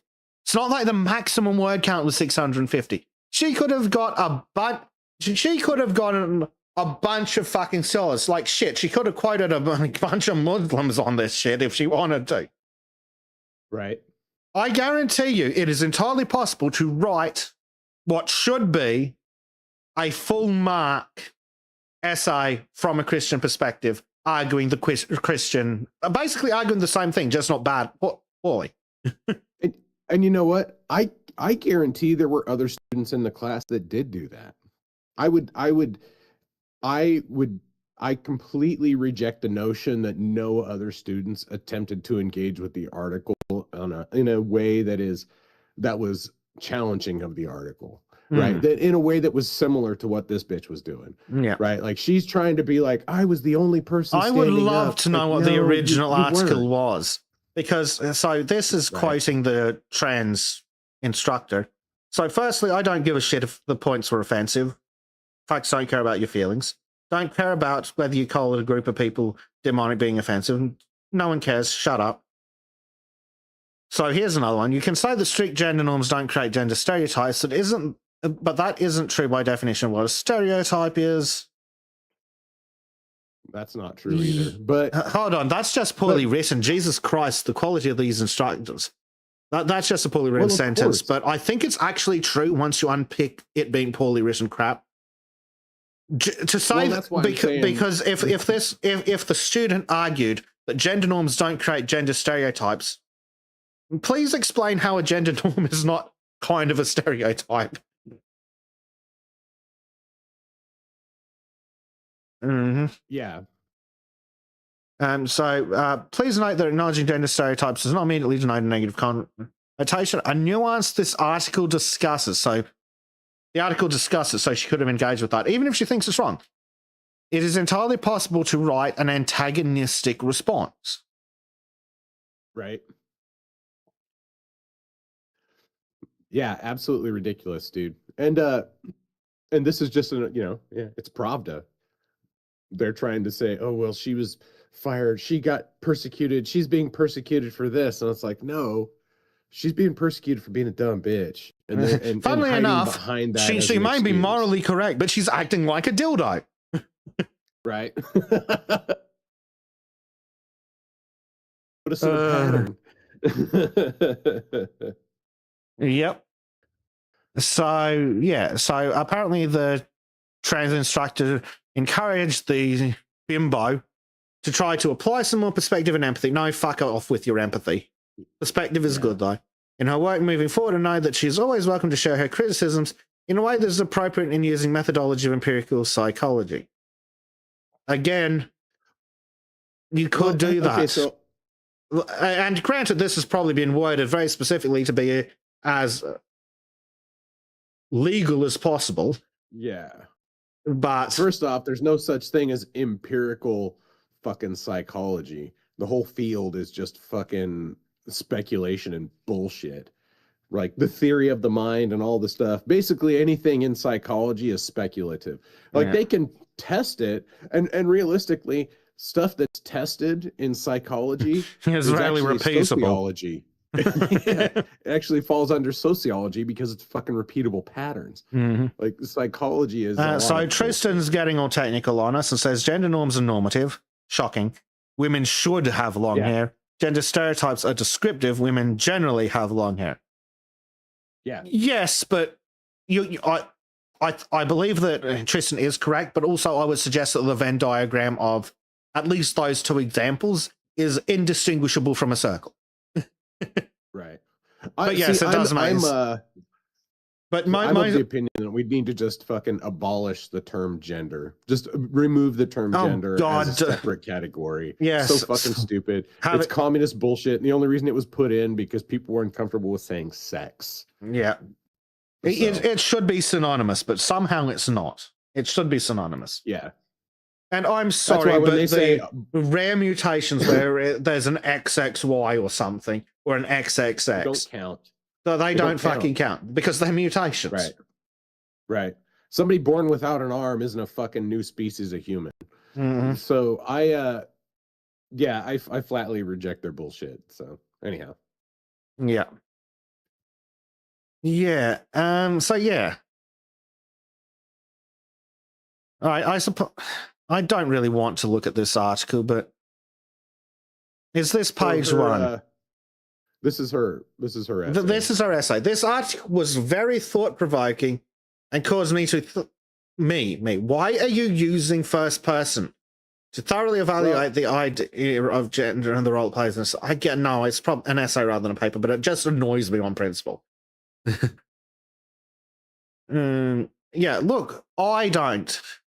God did this. Like, come on, for fuck's sake, at least cite someone. Women naturally do this. The same goes to men. It is frustrating to me. Cool. Are you a primary source?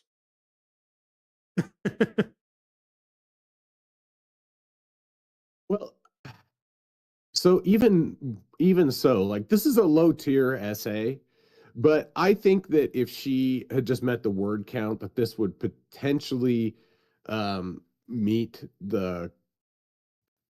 qualifications for grading criteria, right? Like, well let's put it this way. On a better level. Yeah. Yes. Pro tip: if you want to claim discrimination for being a Christian, write a good fucking essay. But also, just to put this into perspective, Bleach has an article sitting on Sultans that hasn't been published yet because I'm waiting for him to correct the fucking the citations. He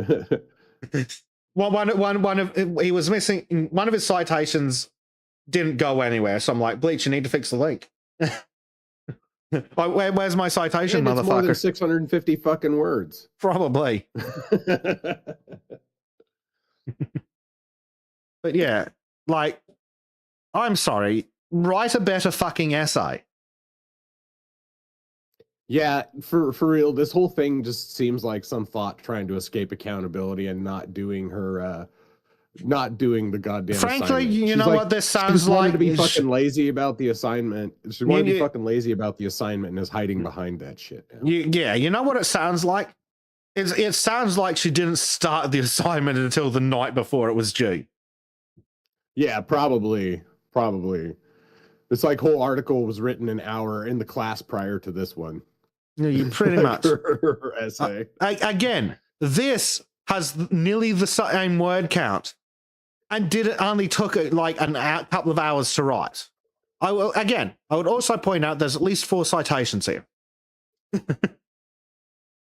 And this wasn't an assignment that Bezic was given with a fucking due date. It wasn't like, hey, you have 3 weeks to do this. You have a week to do this. Mm-hmm. You just did it. And hey, speaking of, since I wasn't running up against a due, speaking of, since I wasn't running up against a due date because I've been a lazy idiot, do you know what I did? I got it fucking peer reviewed. Yeah, exactly. In fact, I actually added the section on Sydney Sweeney because Disco pointed it out when I sent the first copy through. I would like to again point out that the Sultans of Shadilay actually have the shockingly high editorial standards for a bunch of wankers.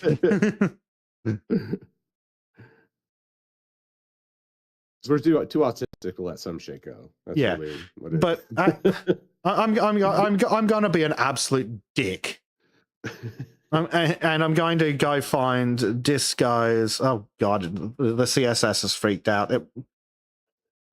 How we all suddenly became bigots. I need to go fix that. Oh, goddamn. So, I haven't plugged this into the word count, but it's definitely going to be longer. Yeah, so citation, citation, citation, citation, citation, citation, citation, citation, citation, citation, citation, citation. Actually, can I just copy paste this into that word count website?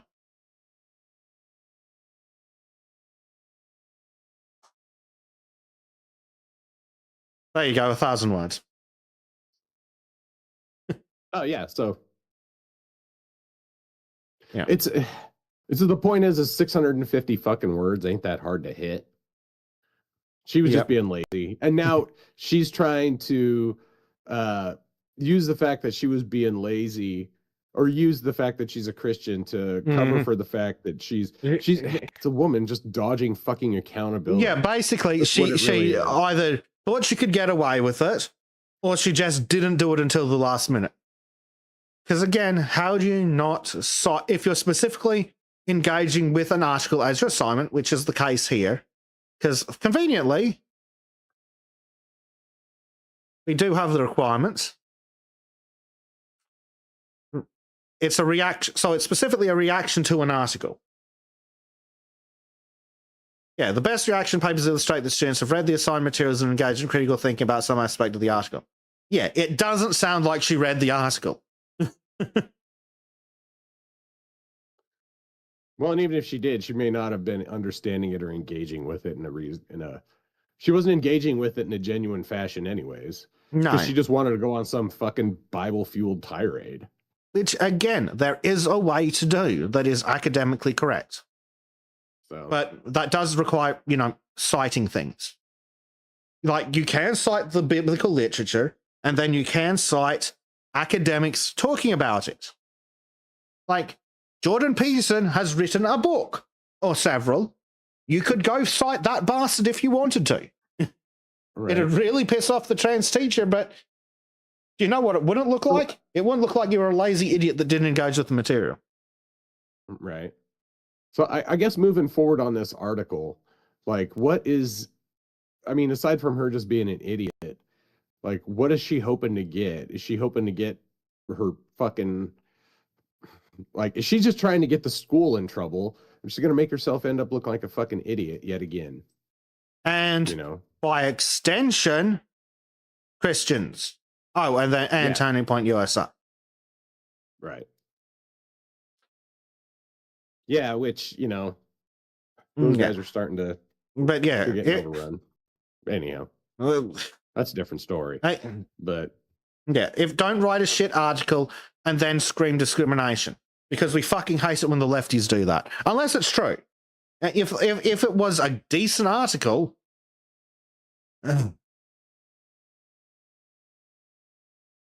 yeah. Again, speaking of nerdery, this article here, Disco, to her immediate regret, put it to the Autism Trust. And then it was like, yeah, so Disco, we have 70 edit suggestions. Yeah, that's true. We did we cut up. This went through a bunch of processes. Like it went through I think this went through like 3 drafts. Well, a draft and then like 3 or 4 revisions. In fact, several of these citations were added during the revision process. So yeah, it very much sounds like this chick, not to psychoanalysis too much, but it very much sounds like Samantha left it with so little time that she couldn't get it peer reviewed. Like, I haven't been to university, especially not in America, but Well, I'm reasonably sure you're required to use your own work, but I don't think there's a rule against asking your classmates to review your essay or asking someone else to review your essay. Or, I don't know, finding your No, yeah. fucking pastor with their fucking, I don't know, Bachelor of Divinity or what the fuck ever and being like, does this article meet these standards? And then he'd go, I agree with your point, but your essay's shit. right. So she's not. No. But Yeah, this is just a fucking rage bait article. She's not gonna get. she's gotten a graduate student instructor placed on administrative leave. Yeah. But I don't know if that'll stand up to scrutiny. I don't If think I'm it honest. will. But again, They probably did it as a reaction because when this story broke, everybody's like, "Oh, I've got to email them and I've got to complain to them or whatever." I And so wouldn't their be. first I thing mean, to I wouldn't be do- surprised if it's part of their leftist discrimination bullshit where they go, if complaint, suspend. Well, and that's just typical corporate shit too. Yeah, that's probably Right? just Like, typical if you start corporate shit. If you start taking up too much of the company's time because of something you did outside, the company's going to fucking let you go.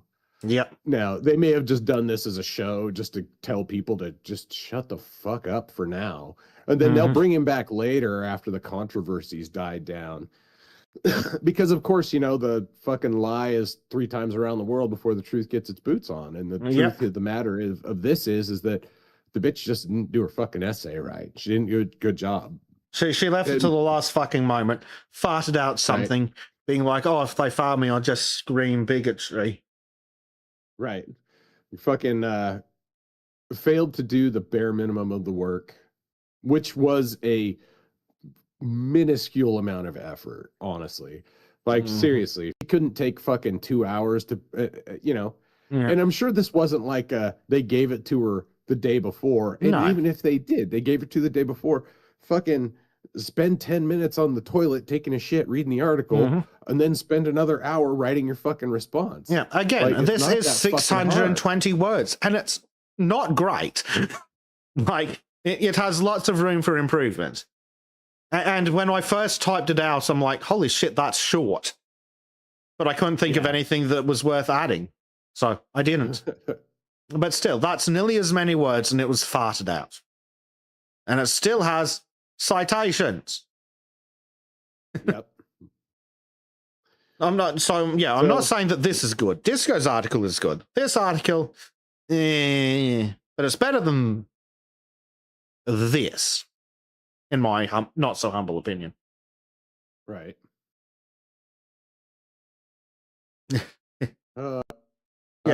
Silver says she couldn't even take a few minutes to have an AI shit out of long enough response from a Christian bet. With citations, even.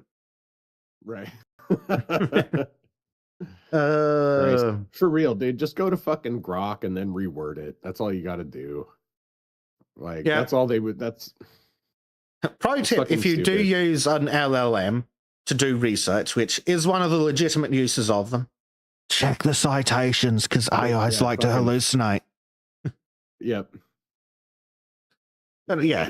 So again, this goes into back to the whole point of this segment, which, think before you leap to conclusions. Right. So we've looked at 2 articles where one was just straight up rage bait, and then this one is, frankly, a misrepresentation. It's just some bimbo dodging accountability. But this time she's a right-wing bimbo. Yep. Yeah, a conservative thought. Yep. That's a good one. I like that one. Yeah. But she's she's trying to avoid accountability. Like, that's really all it is. Yeah. So I think we're just circling the drain there. So yeah. I believe that brings us to your segment, Mr. Dave. Memory shortage. Yeah. Right. Let me get that over. With any luck, that's up on the screen. There you go, sir.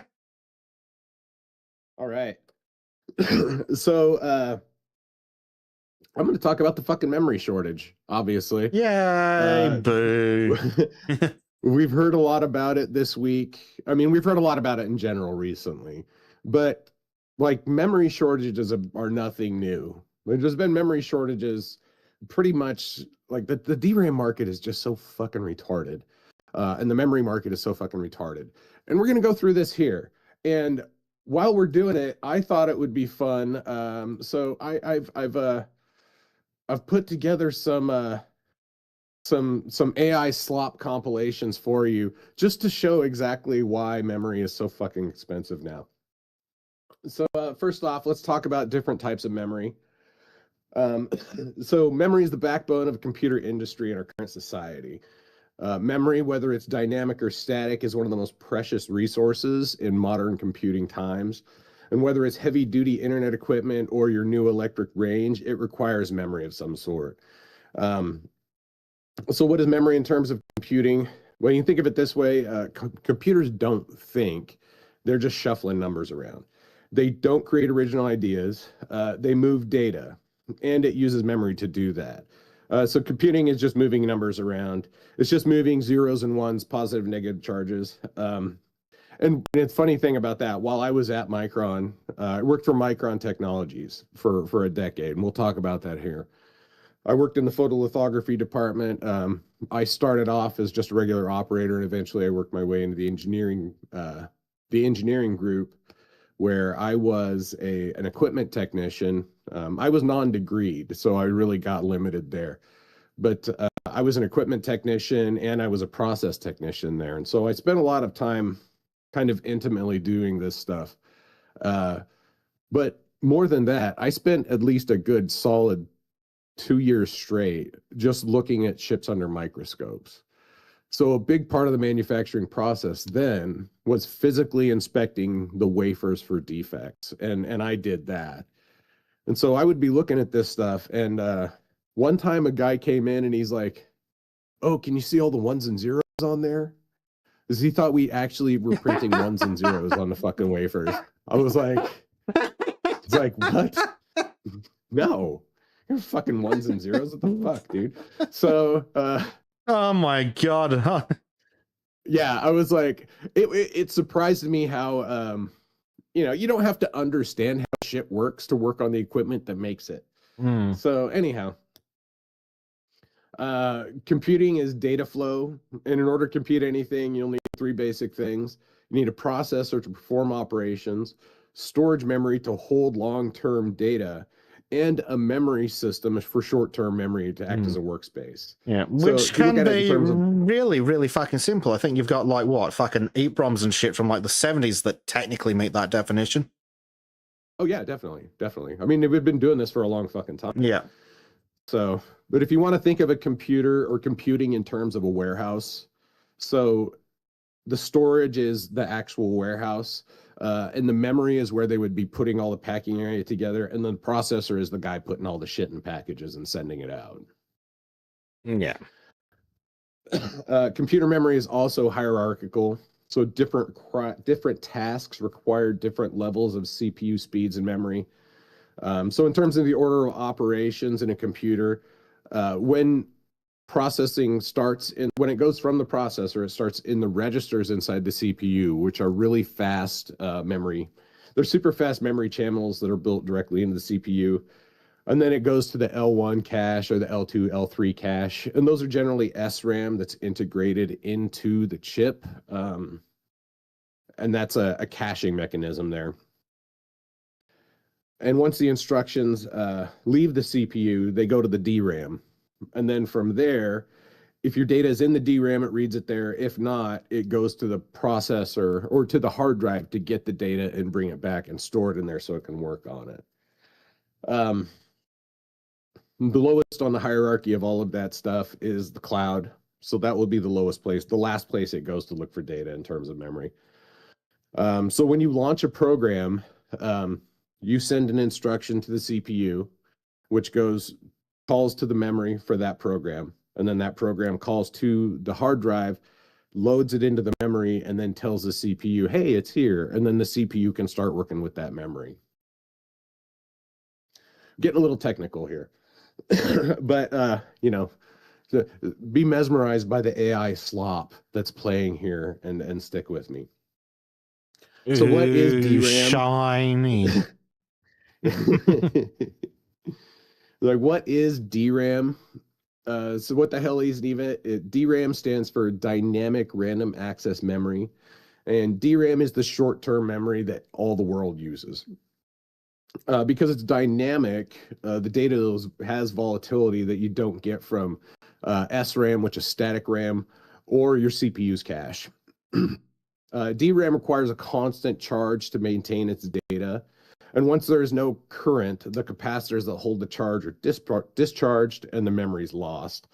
Conversely, like NAND flash in your SSD, it doesn't require a constant charge, because when you apply a charge to the capacitors in a cell there, it creates a physical change in the substrate, which maintains the charge. It's not just a slight charge difference. It's actually maintains a charge in the substrate of the silicon.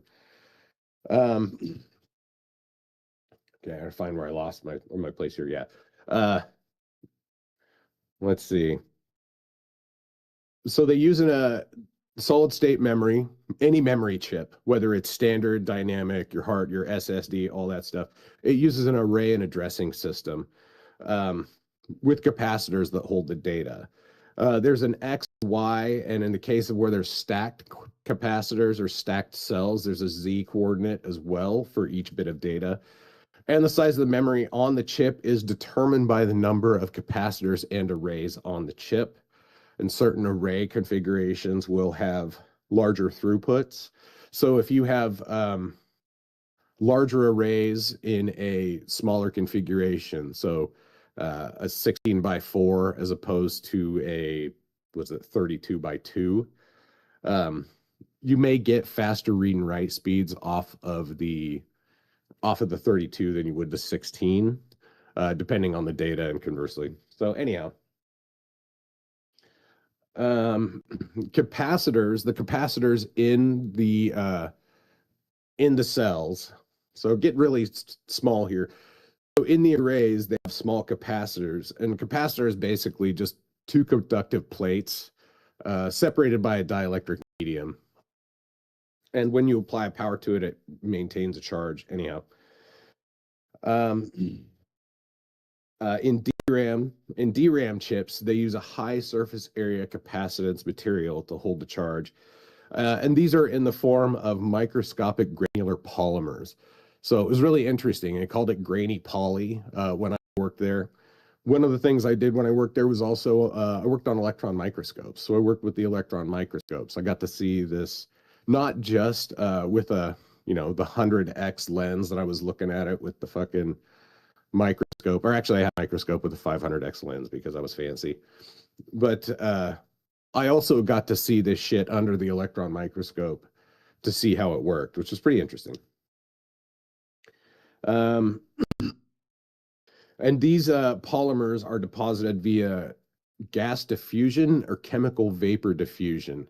And what that is they take these the wafers and put them in a they take the wafers and they put them in a big furnace, and they'll ramp them up to temperature with certain types of gas in there, and then that will deposit stuff on there. For CVD, what they do is they actually apply a charge to that to cause particulate material from the vapor to deposit itself on the wafer in a nano thin layer. So it's not dropping clumps, it's dropping small little bits at a time.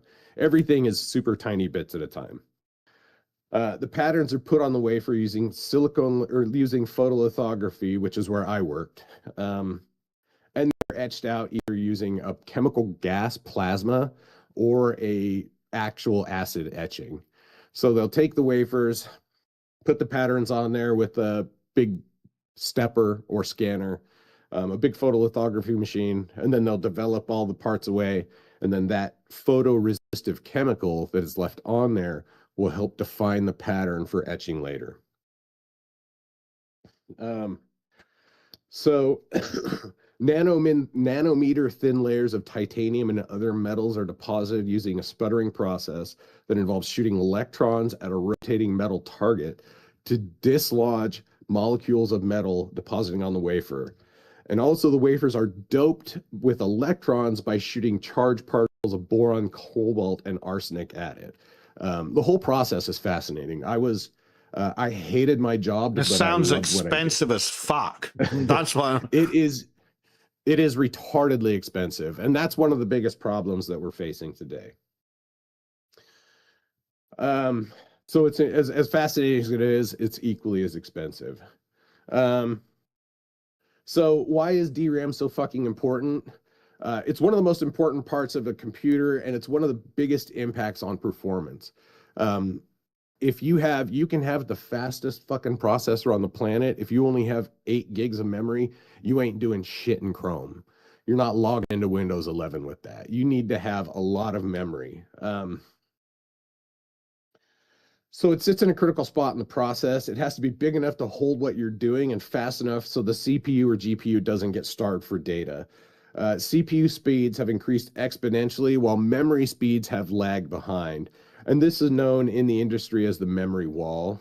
As a result, your computer can only go as fast as your DRAM. So subsequently, increasingly larger volumes of RAM are required to keep our world moving. Excuse me. From your phone to your fancy electric dishwasher, fucking everything has memory in it.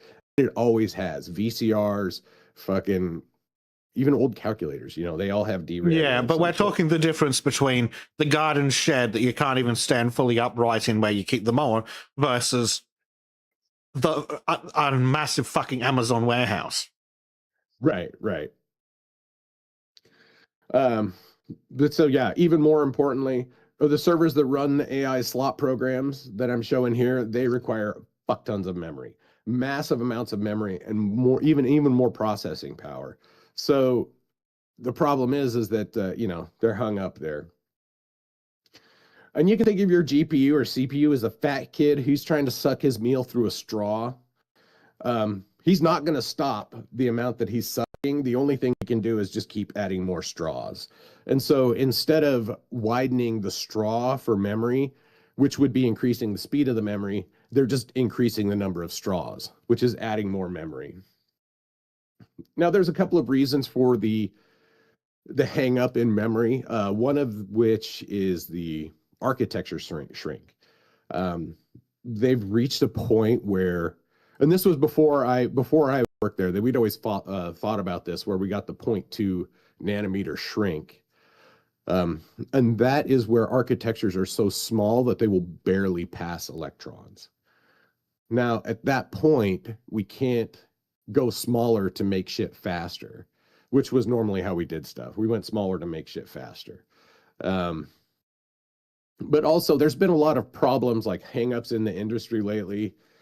And really, like, why hasn't the memory thing kept up? Well, I mean, the obsession with miniaturization is a lot part of it. Yeah, it's a mystery. Yeah. As to why the tech industry is falling behind here.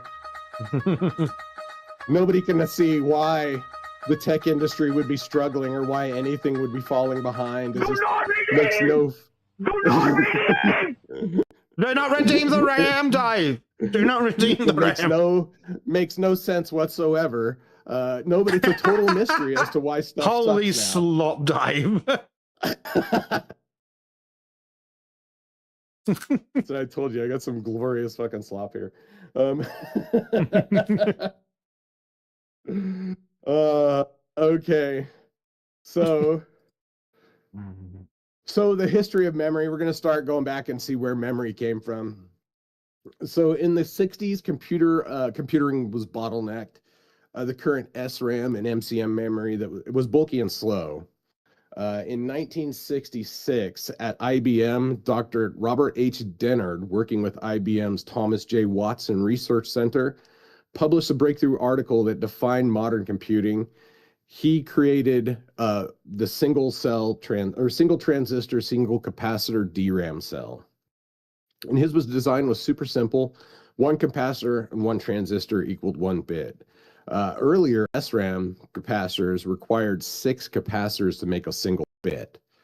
And so that made scaling DRAM a lot more feasible than scaling SRAM.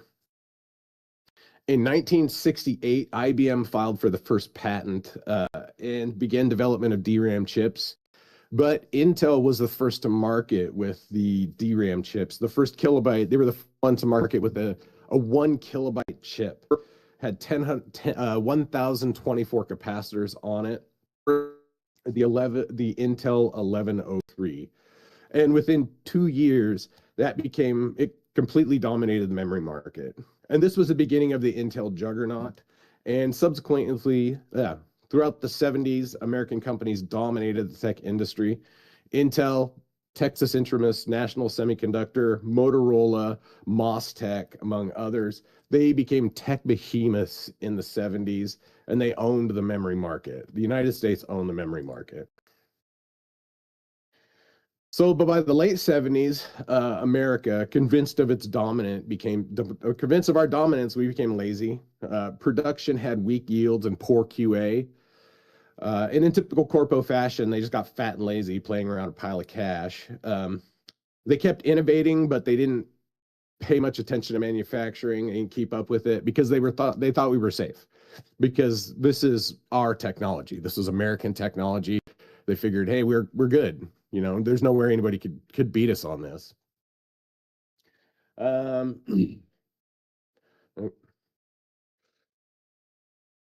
But Japan saw their in here, and Japan already had a huge electronics industry, and they set their sights on the DRAM market. And Japan did what Japan does, and they just blew us out of the fucking water with their precise manufacturing, and it increased their yields by 60 to 70%. So that means then, and the yields are the amount of chips they can get per wafer. The way a microchip is made, they have these big round silicon wafers. I think they might be up to 14-inch wafers now, but we were doing 8-inch ones when I was in it, and they had 6-inch ones, but they have these giant silicone wafers, and then they take the step or whatever, where they put the pattern on there, and it's a whole bunch of fucking chips. So they take those chips off, then they cut up the stuff, whatever. So the yield is how many good chips they can get out of a single wafer. And America had terrible QC, and our fabs were struggling, but Japan did not have the same issue. And so while we're getting 20 or 30% yields, they're getting 60 to 70% yields, double what ours are. And that allowed them to sell their chips at a cheaper price. And really, the Japanese government kind of turned a blind eye to collusion between companies at the same time while all the American ones were too busy backstabbing and trying to undercut each other. And so by the late 70s, all the American companies were being distracted by doing dumb VHS shit as well, weren't they? So I'm not sure when that exactly ties in. Then the DRAM market in America just took a shit.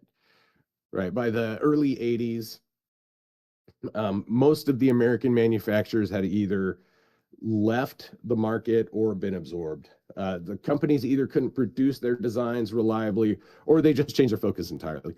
Many companies just eliminated their memory divisions, like Intel, AMD, Motorola, Texas Industries. They just eventually spun off their memory divisions, and they don't make memory anymore. Other companies like Fairchild and MasTec, who people probably don't know about today, but they were huge in the 80s in America, especially Fairchild. They were bought by European companies who just kind of shuttered the American operations. And there were companies like Inmost, which was an American-English collaboration, and it just collapsed entirely. And at that point, when all the companies started to leave the market, America had effectively ceded the DRAM market to Japan because it was just more reliable. NEC came up with the first 64K chip, which became the standard for the industry. Like, everybody was using this NEC chip. So by 1984, the global DRAM production had shifted to become Japanese. 70% of the production in the world was Japanese. American companies were still surviving, but they were only barely doing so. And this became an issue with the... my headset just died. Anyhow, this became an issue where... I got to switch my fucking headset. Do not My headset read! Do Give me a not second here. read! Dave has to redeem his headset. There we go. I think my Bluetooth died on my laptop. Uh-oh. Okay, that's fine. Keep going. I got a spare headset sitting around here just to do it. So,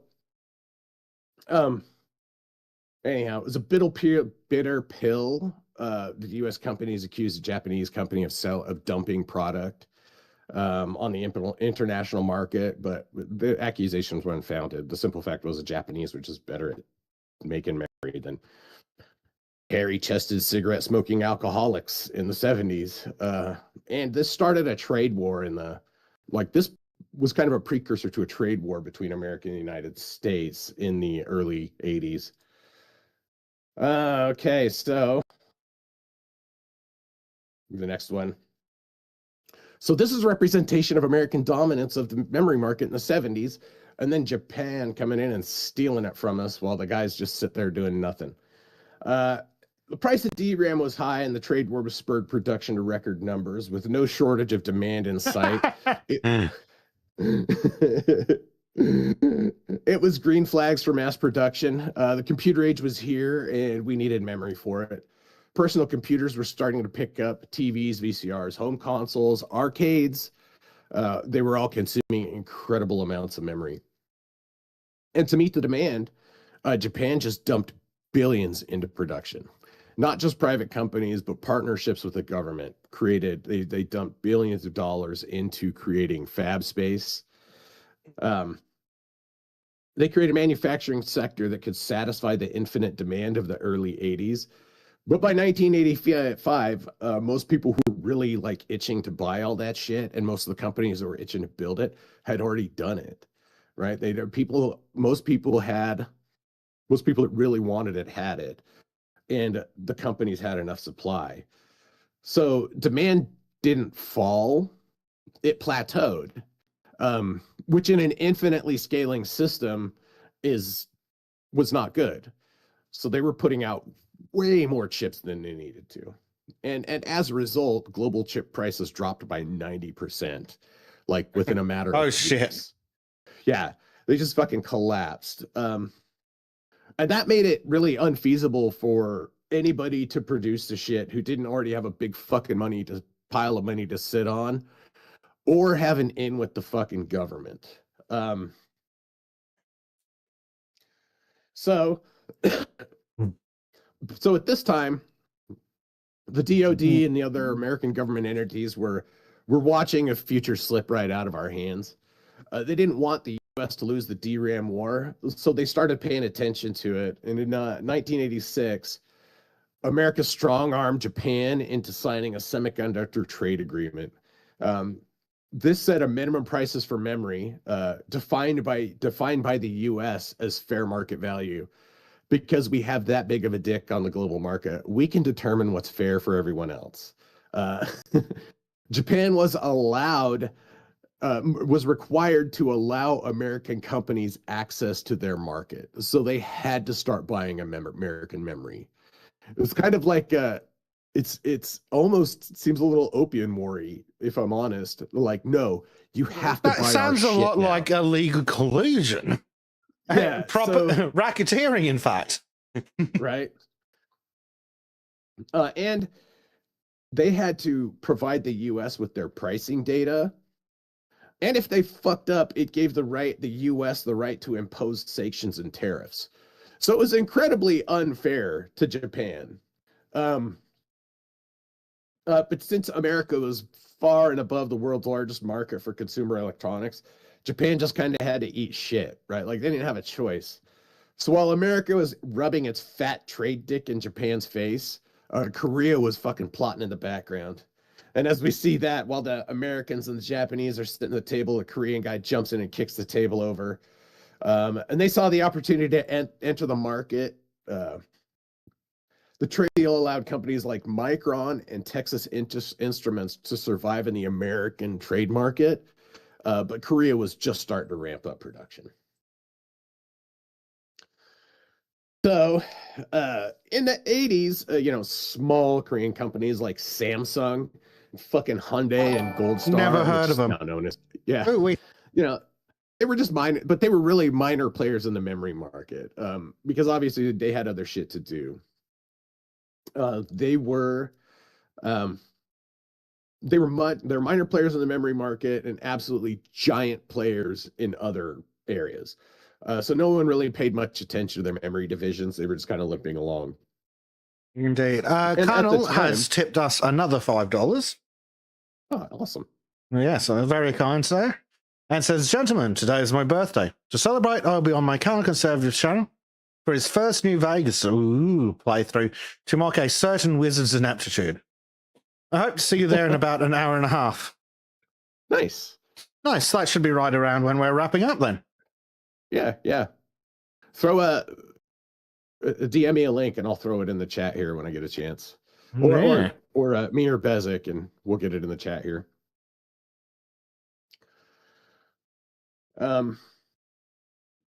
So at the time, Korean stuff was seen kind of similar to how Chinese stuff is seen out. Korean electronics, right? They were kind of seen as cheap. Samsung and Hyundai and LG, they turned out get tons of cheap consumer electronics. I mean, the companies were fucking huge, and Samsung and Hyundai, I've never heard of them. Yeah, They must be some small 2-bit companies, eh? And the thing is because they're huge on the global market, but Korea is fucking tiny, and they are gigantic companies within Korea. So right now, like as of today, 1 in 10 Koreans works for either Samsung or Hynix or Hyundai or LG. Holy shit. Yes, they employ. Well, I mean, and Samsung does fucking everything. Samsung, they don't just do TVs. Samsung does heavy equipment. Samsung does they make hydraulics. They make all sorts of shit, dude. Same with Hyundai. Same with LG. They make memory, but they also make washers and dryers. Yeah, not Korean, but cars. It's much like Mitsubishi. Oh, they make cars. Yeah, they also make warships. Yep. Air conditioners. Some of the better air conditioners on the market. Good on Mitsubishi Heavy Electric. Right. Not so while Korean, Japan while Japan and Korea, actually, we'll talk about Mitsubishi in a little bit. While Japan and the U.S. were scaling back on fab space and production, Samsung was just getting started. And as stated previously, these companies were basically the Korean economy, and the Korean government couldn't let them fail. And they didn't want to interfere with them either. So Samsung was able to build and build and build. And same with Hynix, same with LG, or Hyundai, same with LG. They were able to build and build and build because they could sell at a loss because they had government backing. The companies were effectively too big to fail, but they also had giant other subsidiaries to fuel their memory part. Let's see. Next slide. Okay, so it wasn't just the Korean backing, or it wasn't just the government backing, like I said. It's the fact that these companies were already huge and had their fingers into damn near every facet of your fucking life. Samsung didn't just produce cheap-ass electronics. They made heavy equipment, medical equipment, microprocessors, and the others did the same thing. Companies could afford to operate their memory divisions at a loss, kind of like how Google did with YouTube forever. Or Facebook. A lot of those companies, they operate at a loss because they're subsidized on the other side. And on top of that, Korea took Japan's ruthless efficiency to a new fucking level. Their fabs had the best yields in the world. Which made the cost per square foot to manufacture in their fabs less than both in Japan and America.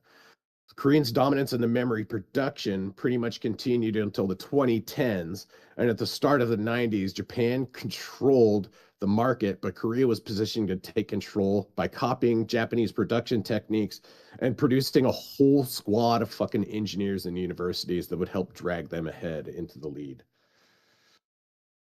So let's move to the next one.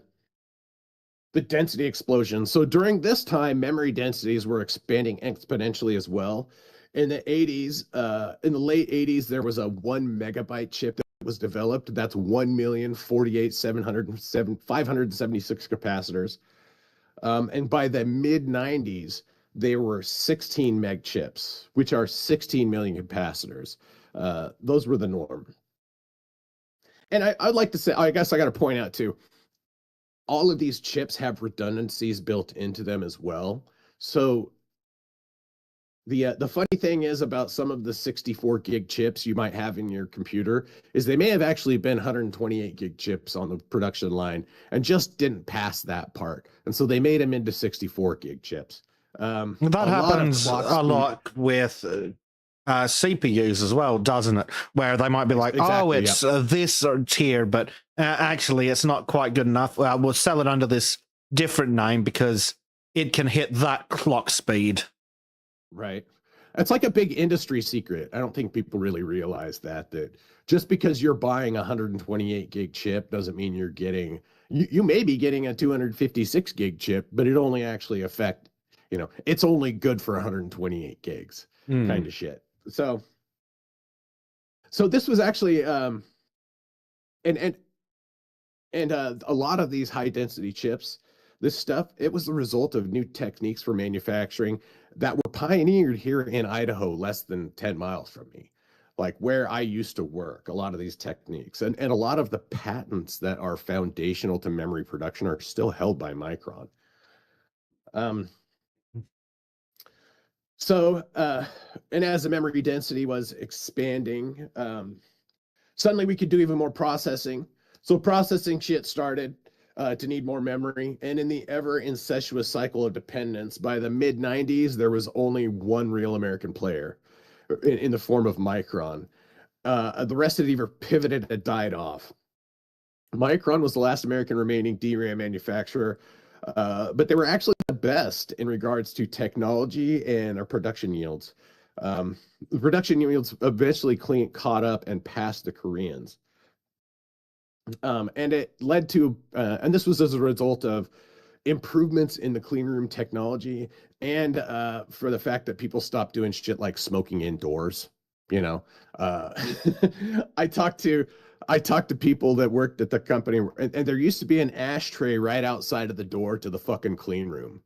So you could just be walking around the hall smoking, and then you just go into the clean room. Now, ostensibly, that's safe, right? But in reality, you're shedding a lot more particulates that way.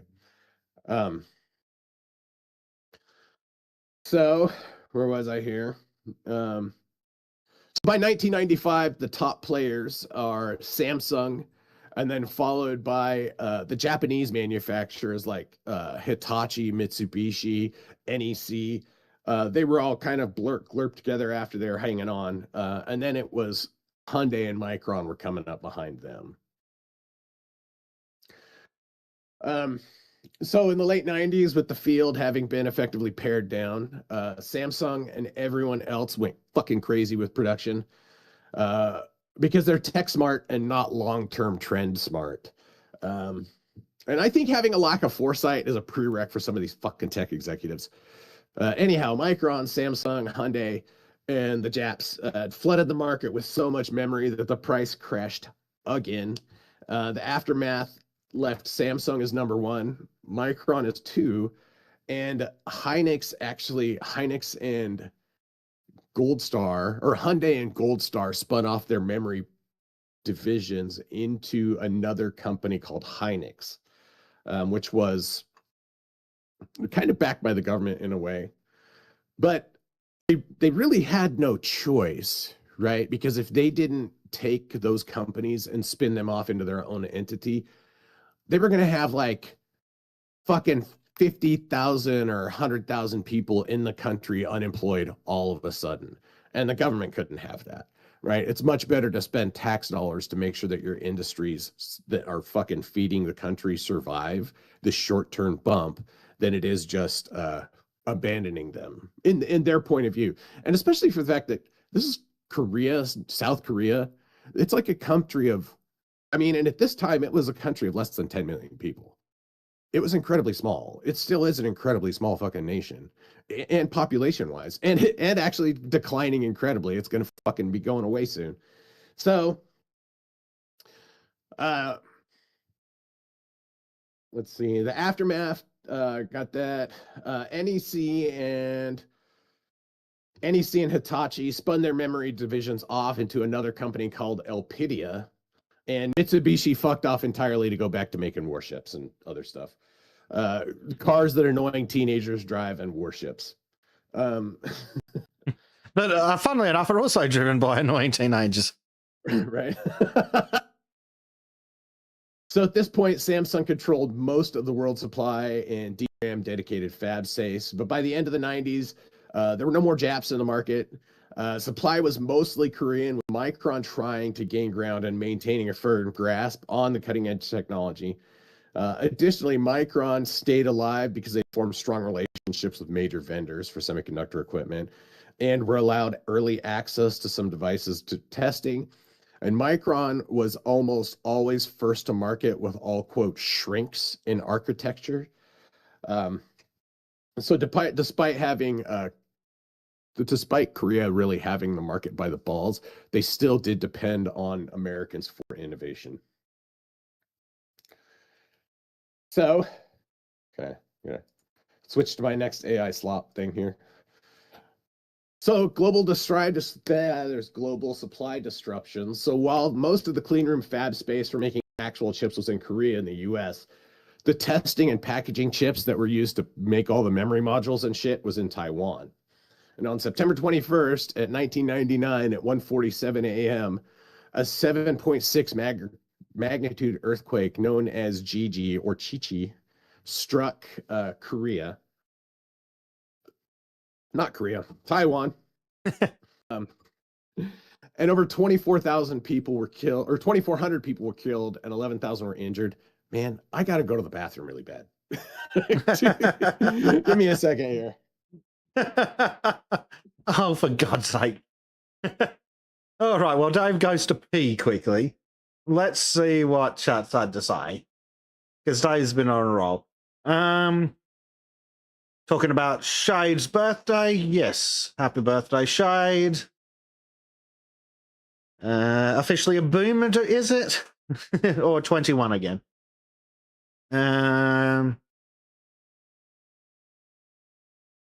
Yeah, Tristan referencing the chip quality. Chips all have some bad segments. The quality tiers are based on how many dead pixels chip has. Yeah, that sounds right. Sorry. More technical. Thank you.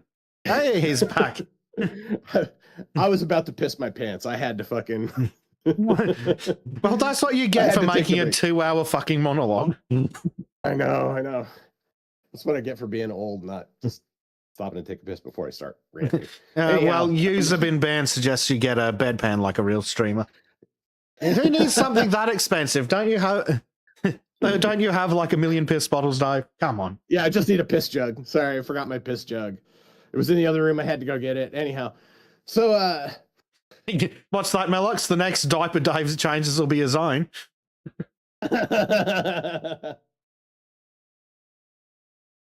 All right, back to the earthquake here. So earthquake Chichi, 2,400 people were killed, 11,000 were injured. The quake caused, as you would imagine, massive fucking damage to the infrastructure of the country, which would eventually take months of cleanup and recovery. And this was the first time that they finally realized that having all our eggs in one basket, as far as production, might not be the best idea. And this caused huge ripples in the global chip markets. One of the first time people would pull their head out of their ass and realize that having all their capacity with 4 companies that are within 30 miles of each other in a fucking earthquake zone, doing everything, it might somehow backfire. And also because memory is just kind of spendy. You don't usually have a ton of it sitting around. So DRAM has a just-in-time supply chain. And the result of that earthquake, it made prices double overnight. And it's not uncommon for prices on these chips to be renegotiated in shipment. So while these things are going to people, like they're on the way to people, the trade agreement will change. It's like, oh, well, that shit costs a little more now. Otherwise, you got to give it back to us because we got plenty of other people wanting it. So while Taiwan was back online within days of the disaster, it took nearly 2 months for the markets to stabilize. And it led to huge waves of infrastructure spending for not just Taiwan, but also for Micron. They expanded a lot then, including more testing and production facilities here locally. Same with Samsung and Hynix. They expanded their own packaging facilities locally. But that earthquake didn't actually affect Micron as much because they already did the majority of their testing in America. So Micron stock went fucking wild as a result of this. Executives cashed in. There were tons of people made shit tons of money. And there's tons of people that just bought tons of stock then too. The company did have an employee stock program. So you could get, they had an employee stock purchase program. So you could get they take a bit out of your check, every check, to purchase some company stock for you. Which was a great deal. Like, honestly, it was a good deal. And the people who took advantage of it really, at that time, when it was a good deal, those people were smart to take advantage of it. It later fell apart, but that's just because the executives are a bunch of shitheads. Anyhow,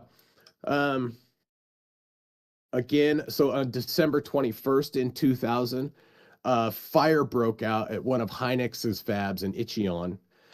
And this again caused the market price, which had already been inflated. It jumped another 20 to 40% over fucking night.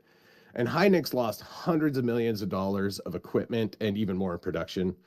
And Hynix, they were already teetering on the edge of collapse, right? I mean, they were the result of they were a spinoff of two collapsing companies together. So they were struggling on their own. But the Korean government swooped in and gave them this giant, like, TARF style bailout. Just gave them shit tons of money. Which I remember, I was working for Micron at the time, and they were pissed. The executives here were pissed. There was even speculation prior to the Korean government coming out and giving them money. There was speculation that Micron might acquire Hynix, so that Hynix and Micron would be one company, and then Samsung would be the other. So the whole memory market would have been controlled by two fucking companies, instead of three like we have now. Anyhow. So Micron was busy lobbying state and federal governments for gives and tax breaks at that time too. But this was a different time because the gates hadn't quite opened up to the tech like they had now. Trade restrictions, thankfully, at that time, kept most of the cutting-edge technology out of China, so we didn't have to worry about cheap Chinese manufacturing. And American jobs was safe for the time being.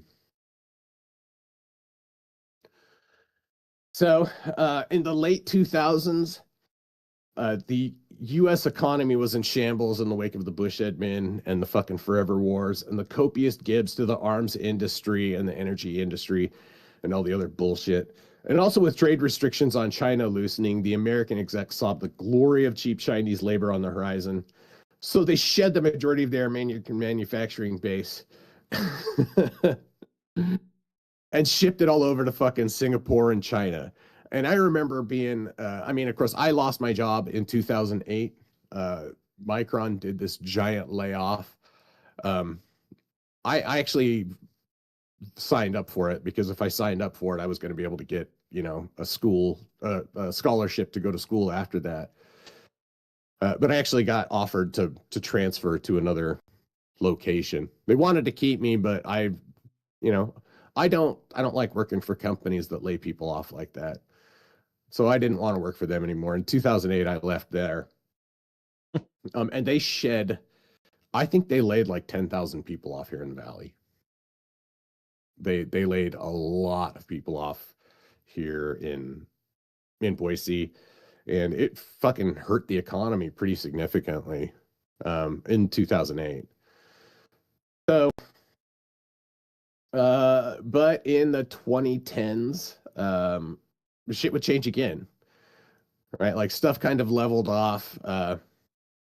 Korea had really captured the market, and the Americans were trying to keep their head above water. In 2008, they would contract, but then by 2010, shit would change. With the proliferation of smartphones, the landscape, the memory market changed again. Not everyone had a PC, but nearly every fucking human on the planet in a civilized world seems to have access to a smartphone and a fucking data plan. Like, people can't afford a food. They'll be sleeping on the streets, smoking fentanyl, and they'll have a fucking smartphone. I don't know how that works. Yeah. Yes. It's like somehow they have a smartphone and a data plan and somehow international fucking calls to us. No shit. I got I got a call from one of those fucking losers one day, and I'm like, what do you want? Hello, this is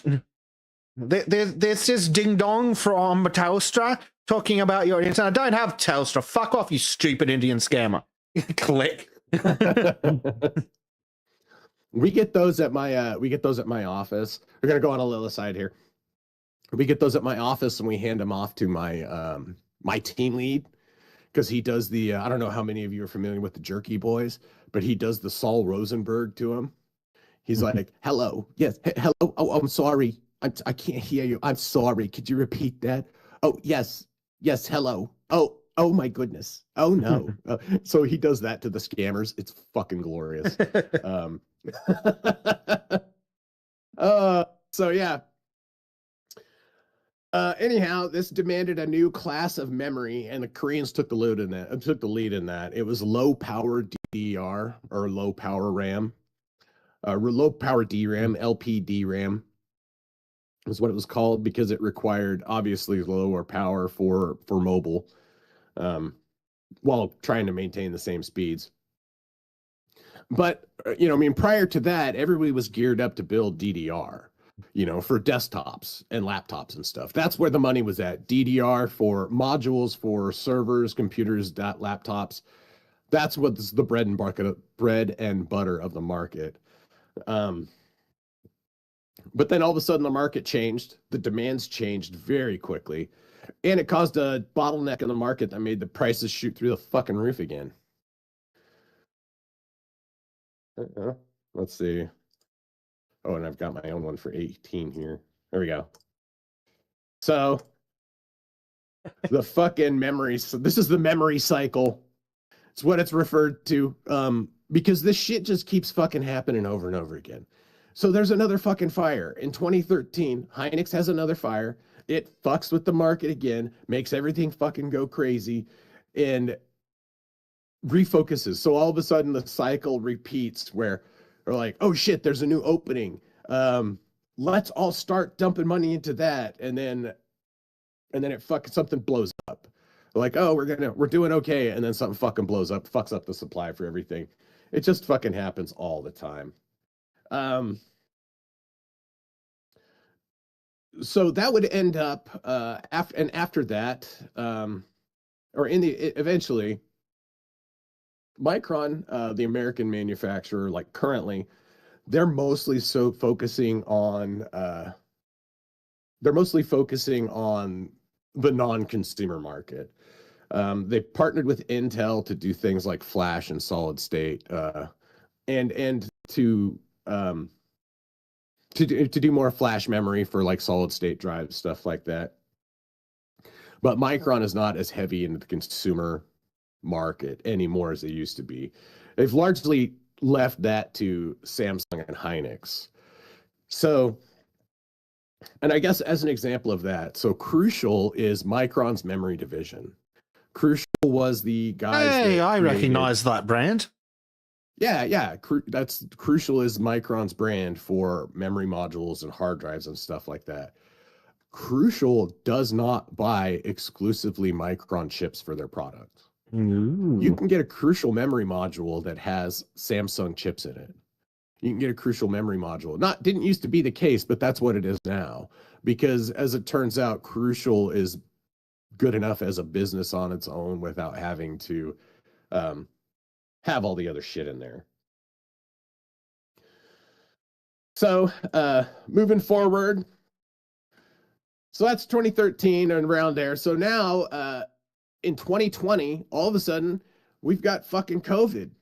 COVID fucked the memory markets like it did everything else. First, there was panic buying because of the jump in console and laptop and PC sales because everybody was working from home or spending all their time at home hibernating, along with other devices that would require more memory, like fucking Alexas and other dumb spyware shit people buy, fucking Ring doorbells and all that nonsense. Anyhow, while people were cocooning because of COVID, the auto industry was losing its ass. Major orders were canceled, which affected global supply. And this whole thing highlighted just again how absolutely retarded the whole DRAM market had become. 3 assholes pretty much controlled the whole fucking thing. And additionally, it highlighted how specialized the other parts of the industry had become. Like the majority of the tools to make semiconductor products are only from Japan or the Netherlands. So there's a few American manufacturers, and actually there's a few Israeli manufacturers of stuff. Oh, really? Yeah, Israel makes they made the electron microscopes we were using. When we had techs come out to look at the electron microscopes, they had little fucking keyboards with Hebrew on them.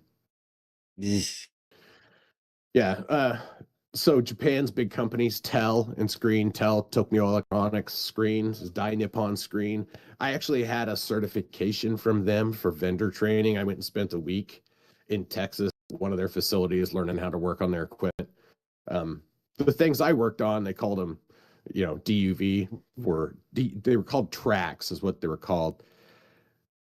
And they were basically an all-enclosed system to take wafers, coat them with chemical, and then run them through the stepper scanner to get the pattern put on them, and then clean the stuff off, and then bake it and clean it and make it ready to go the next step. They're these giant ass pieces of equipment that cost tens of millions of dollars each. They have robots in them that are one of the robots we changed at that time. This was in fucking 2005. Robot cost $50,000 to replace. And there was some cables in that thing that were $100,000. Holy shit. For the fucking cables. Right. And I routinely, it was just to put a highlight on how much money goes through that shit. I routinely had to change these heavy fiber optic cables that were $50,000 each. God damn. And it wasn't even a second thought. It was like, oh, that thing's busted. Well, fucking order a new one. We got to get a new one in here. Making memory is fucking expensive. Sounds like it. It's like making any chips, and you can't do it on a small scale. You can only do it cost effectively on major scales. So, in the spirit of the all the chips and everything, Taiwan's still doing all this stuff too. So I guess in the spirit of the Biden administration, they passed the CHIPS Act, which is creating helpful incentives to produce semiconductors, which dumped shit tons of money, billions of dollars in domestic production for every of memory and other critical electronics. And the EU did the same thing. And Japan has started reviving their production, and even the fucking Jeets are getting in on it because people are realizing that semiconductors are not just a business. It's about national security. It's about the fucking civilizational security. Never mind fucking the American government. Our entire civilization stands on the fucking back of semiconductors now. Absolutely, absolutely. But a failure in Taiwan doesn't necessarily, or shouldn't, a failure in Taiwan shouldn't be a global fucking disruption. No, like it especially has not with been, China fucking sitting there being all dodgy like constantly. right? And so the justification for the CHIPS Act was that the only way to bring back production, because making a fab it's a multi-billion-dollar investment, and even now it costs tens of $billions and 3 to 5 years to make a fab. It's not something you can do quickly. And I guess I'll explain a little bit what a fab is. They call them fabs as fabrication facilities. So inside of a clean room, or the fabs are clean rooms. They are basically big boxes surrounded by HEPA filters with constant airflow in them to make sure that there's no particulates anywhere. There's less than one particulate per million in most clean rooms, and even less than that in a lot of other ones. Especially because a lot of the clean rooms now are completely automated. There's no humans actually in them. And so there's no particulates, no contamination in there. And that's because a speck of dust will ruin a whole fucking wafer, right? Even if you just get a little static charge, all the smocks we had to wear were impregnated with carbon fibers. Because if you zap a chip with static, that's it. You fucking ruined that wafer, and one wafer could have 300 or 400 chips on it. And so you've just destroyed 300 or 400 chips because you weren't being fucking careful. Now that's not to say I didn't see people doing that and worse, but still, it's an incredibly delicate process. And I would like to say it's an incredibly delicate process that requires intelligent individuals, but it doesn't. It's just manufacturing. Some of the people I worked with there were fucking so retarded. I was surprised they could put their shoes on correctly. But you don't have to wear your shoes on the right feet to pick up a box and walk it from one place to another. So while the process of making memory is an incredibly high-tech, precise, and amazing thing, the people not needed to carry out that aren't necessarily the same. So let's see, where are we going here now? I've got 2 more slides left. Might need to put a bit of speed on We're gonna it. speed this up. We're gonna speed this up. So the last 2 speeds are gonna be quick. So why is everything so fucked right now? Well, the AI slop you've been watching this whole process is the fucking precise reason for the problem. Modern AI shit doesn't usually bog on the processor, it bogs on the memory. The wider models become more, the wider the models become, the more memory they'll need to keep processing power going. So the more they can process in parallel, like the more memory they're going to need to work. And again, this has caused yet another shift in the market. And as soon as something new comes along, Big Three are going to rush to retool to be the biggest supplier for it. Micron, Samsung, and Hynix are currently feverishly trying to produce as much high bandwidth memory as possible. And that means expanding floor space to not only accommodate production for phones, production for PCs, production for servers, and now they have this high bandwidth memory. All 4 of these processes, and really the PCs and servers probably overlap, but the phone memory production and the HBM memory production are completely different processes. They're used on the same equipment, but oftentimes they require a bit of retooling for stuff to work properly, and that takes months, if not years, to get working right. They're not, and on top of that, HBM is new. It's brand new. It's new technology. So the yields are incredibly low and the chips are expensive. And they're not just normal memory chips like you see on your fucking DIMMs in your computer. They are 3D stacked arrays, and they connect directly to the GPU using a silicon. They call it a TSV. It's a through silicon via. So in memory chips, there's a lot of things that will move. They're built in layers, right? And in order to transport stuff from one layer to another, they'll use things called vias, which are pipelines. They're holes, basically, that data can travel through. And so these chips, instead of just plugging in through a socket and using typical gold wires, are now using an extremely high fast, like effectively still like fiber optic connection to the CPUs. And modern AI server racks require terabytes of this shit to make. So it's no small amount. And currently, only Samsung and Hynix are able to produce these chips at scale, and they are struggling. But Micron's coming up behind them. So what's the solution look like? What's the future look like? So AI models are already hitting the physical limits of current tech. GPUs cannot get faster without more memory. And without improvements to manufacturing technology, yields will remain low. But that's always the way with new tech. So by 2030, it's likely all systems will require this type of memory. Not just, it'll be the graphics card in your computer will require that kind of memory shit too.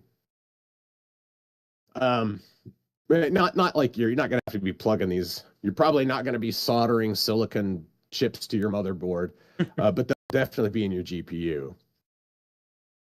And in reality, like the consumer market, like what normal people buy for memory is a pittance of the overall memory market. The vast majority of the memory market is not consumer. It's business. It goes from the server grades. Well, I just want 128 gig of DDR5, damn it. Right, I know. And so the cost of the DIMMs are not likely to go down anytime soon as a result of that. Because they're retooling, because they're trying to shift directions, they're not currently focusing on increasing the supply for shit that isn't outside of what that is. But unfortunately, it's just the reality of having 3 fucking companies that control everything. Now, that being said, ground has been broken on dozens of new fabs across the world, not just in America and not just in China, but also in Europe, also in Taiwan, in Korea, in fucking India, in other places. There are more memory.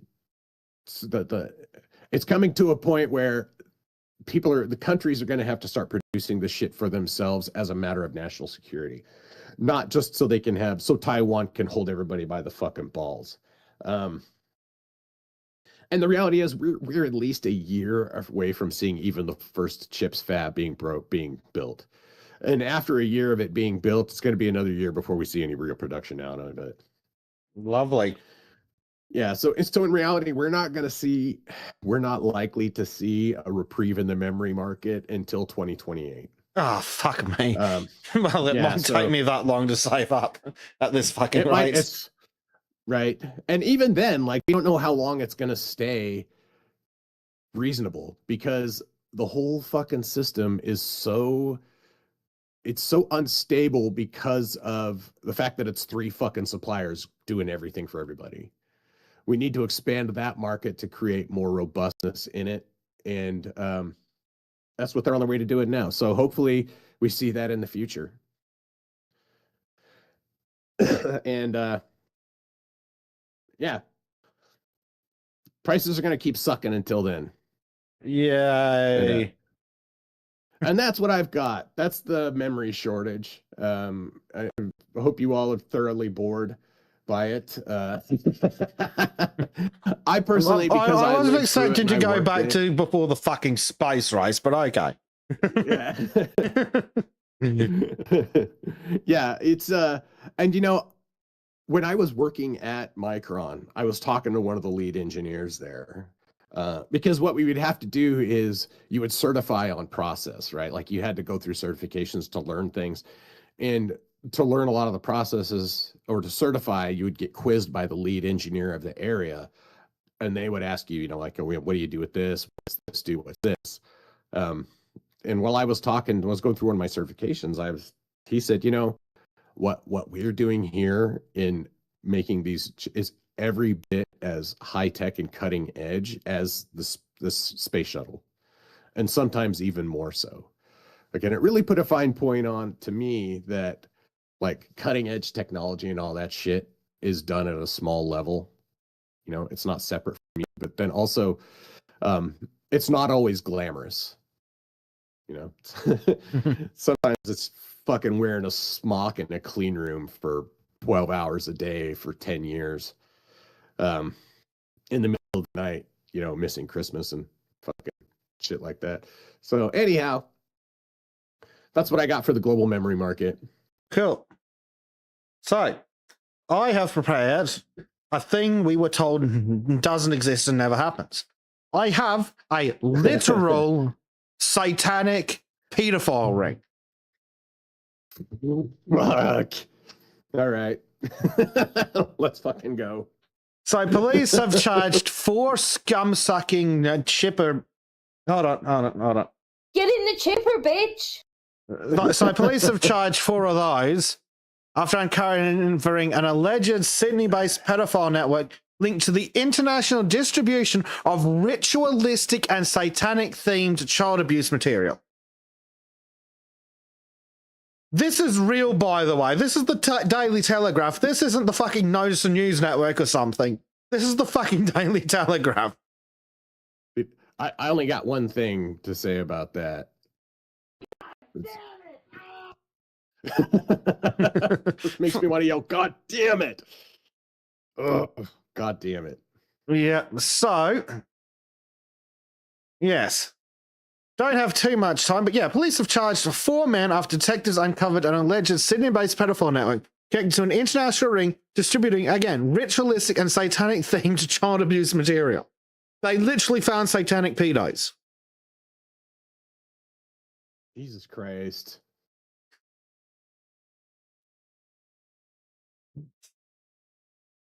Oh, they were also into bestiality. Good job, fuckheads. So, Xenothium asks, men or men? Well, funny you should ask that, Xenothium. I present one of the suspects. God fucking damn it. Of course. An Australian leftist, of course, journalist, of course, queer, of course, activist, of course, Jesus Christ, yep. is accused by Australian authorities of leading international satanic child sex abuse ring. So this fucking piece of shit is among 4 charged after raids in Sydney. Conveniently, the police have released a video. FBI, open up!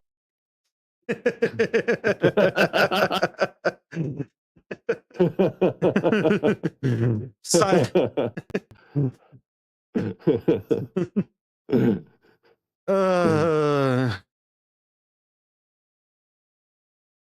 yeah. So this creature runs the underground media network. Some gay race commie garbage. Yeah. But I was told there were not really gangs of satanic pedophiles running around. In fact, I distinctly remember being told that by the politicians. Oh dear. Jesus fucking Christ. Ugh. Yeah, as Xenothium says, remember when the LGBT people said the death penalty for pedophiles would disproportionately affect them? Yeah, what an odd thing to say that was. Right. What an odd thing to say. Mm-hmm. Yes, the only thing I have to say to this piece of shit is... Get in the chipper, bitch!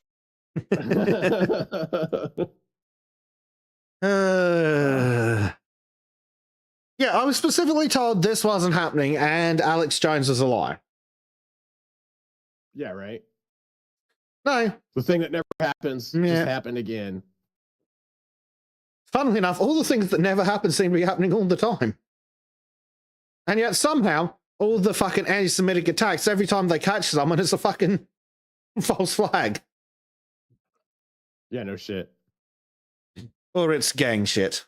And gang shit doesn't count.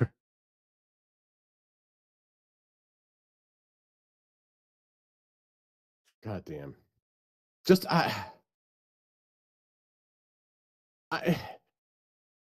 It frustrates me. It frustrates me how the evil in this world is dressed up in rainbows and fucking toys and cutesy kitty shit.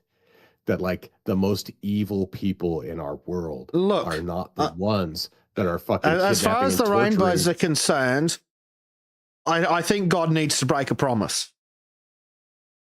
Well, or fucking yeah, no shit. I think somebody broke it for him, honestly. Mm-hmm. But if he's afraid to do the whole flood thing, he never promised not to do the flaming meteors of death thing. Right? Yeah. Oh, Jesus. Like, what more do we need to know?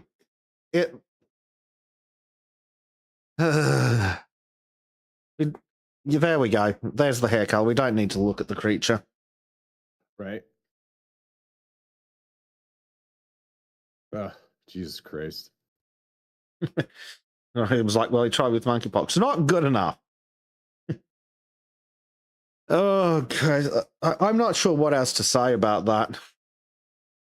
So this is mostly just, yeah, the police warrants. So yeah, using a code service to make child abuse material available, using a code service to access child abuse material, 3 counts of possessing child abuse data. That's a weird word phrasing compared to the other 2 counts of disseminating bestiality material and possessing bestiality material.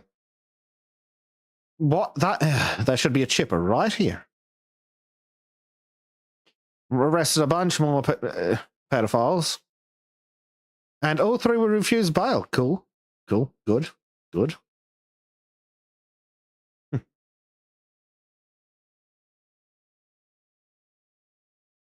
So yeah, well, that's something. There's not really a whole lot to go into, but other than, yes, it turns out that satanic child abuse rings do in fact exist. Here's a link. Fucking hell.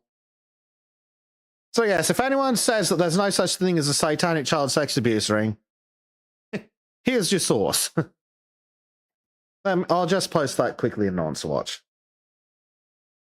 Just so you can reference it. There's the archive link. Merry Christmas. Okay. Just in case you need it to beat people over the head with later. Just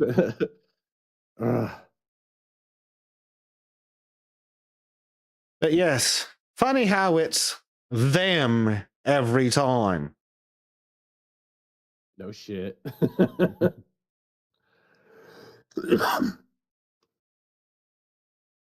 God damn, yeah. It never happens. It never happens.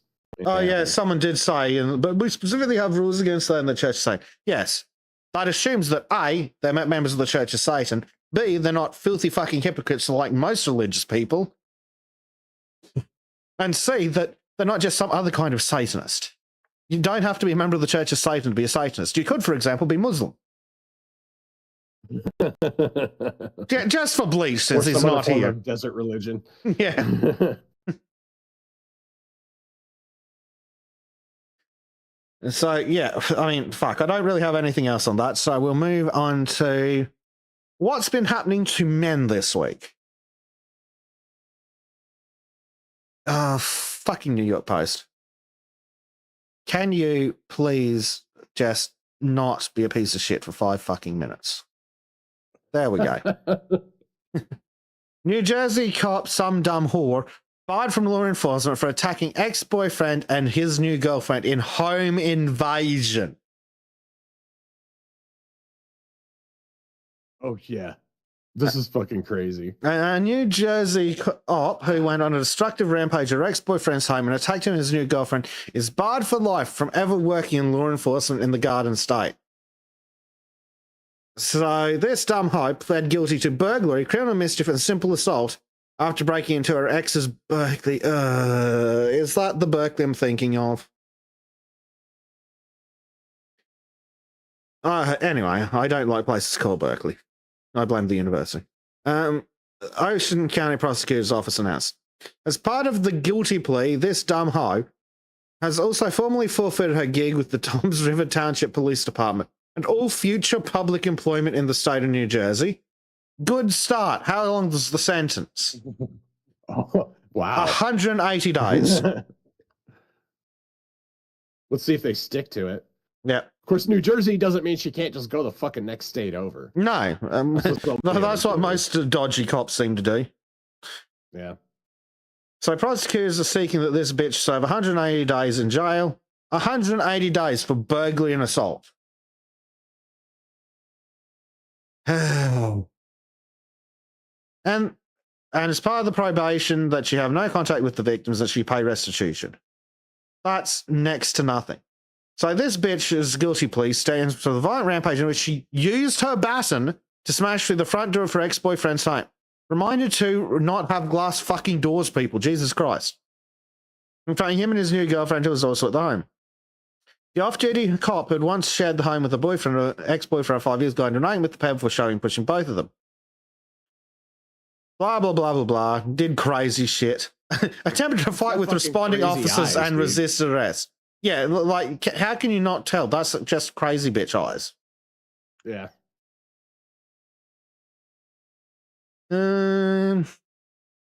After police finally restrained her, she threatened to burn down her ex-boyfriend's house. This is embarrassing. And of course, this bitch's guilty plea comes after she filed a lawsuit against the Putnam Township last year, claiming that the police chief and other superiors within the department sexually harassed her and denied her promotions because of gender. No, they deny you promotions because even cops think you're an unstable fucking psycho. Because even the fucking moron cops can tell that you're a fucking idiot. Yep. Now, do you want to see someone even dumber? There's a white knight cuck in the comments. Oh, God. Let's see it. Actually, hold on. I've got something for this. Taking the unpopular view, the boyfriend used his ex for over 5 years and declined to give her a ring and a proposal. 5 years of the bloom of her youth were wasted for someone who refused to commit to her, but quickly moved on and playing with someone else. It isn't what? It is a question of honor. He is not in the clear. Sorry. And now she's lost everything and he gets to skip away. A cautionary tale lays against extended cohabitation. More like a precautionary tale against hanging out with dopey fucking crazy hoe bags. Holy fuck, I was not ready for that, dude. I'm hoping chat wasn't either. Oh, God, that was good.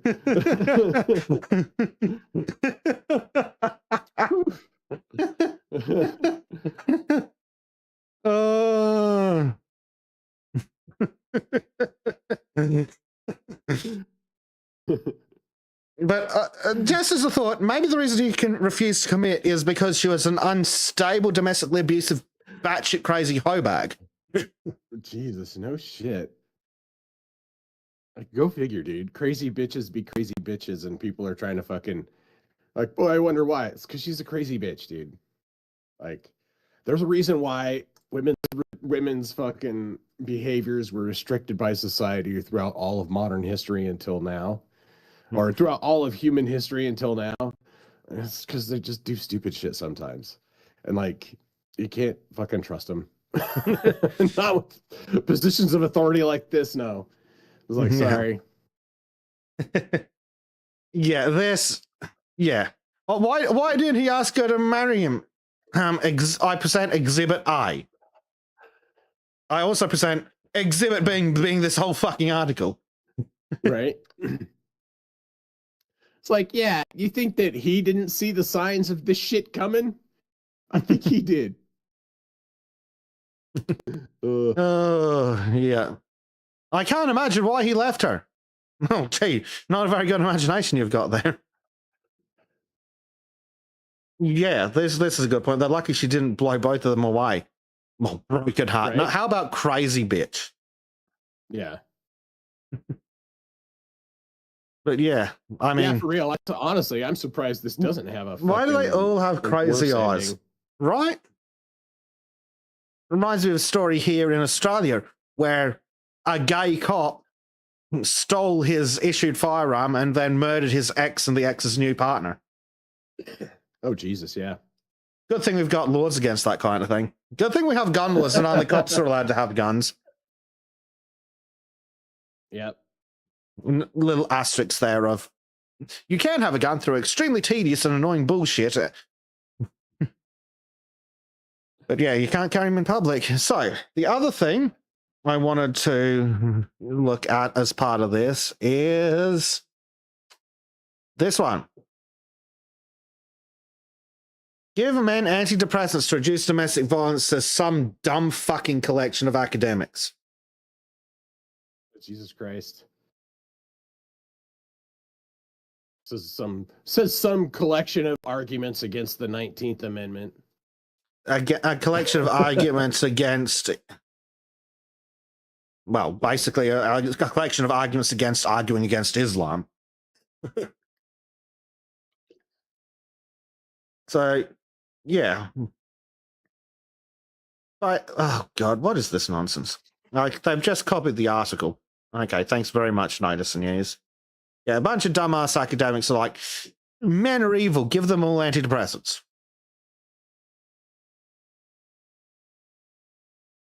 Like, fuck off.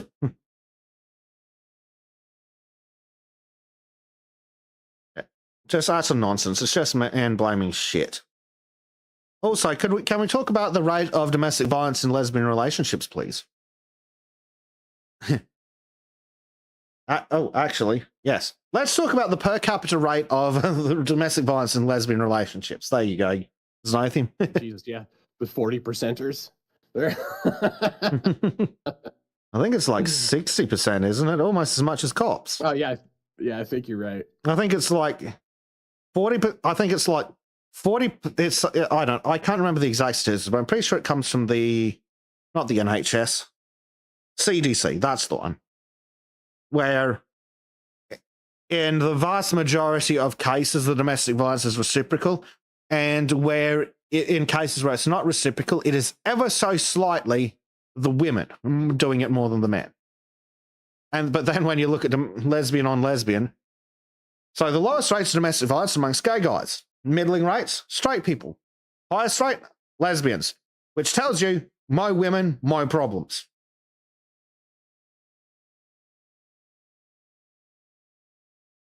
So that's just a nonsense article. So going over to this article that's apparently tied to the fucking Independent. So this is an opinion piece by Olivia Petter. Women are the reason men are giving up on dating. But don't worry, she doesn't miss out on the opportunity to shit on men. Because Right. of course I'm sure she doesn't. Has nothing to do with that. Yeah. The problem with heterosexual dating has finally been identified. Women expect too much of men.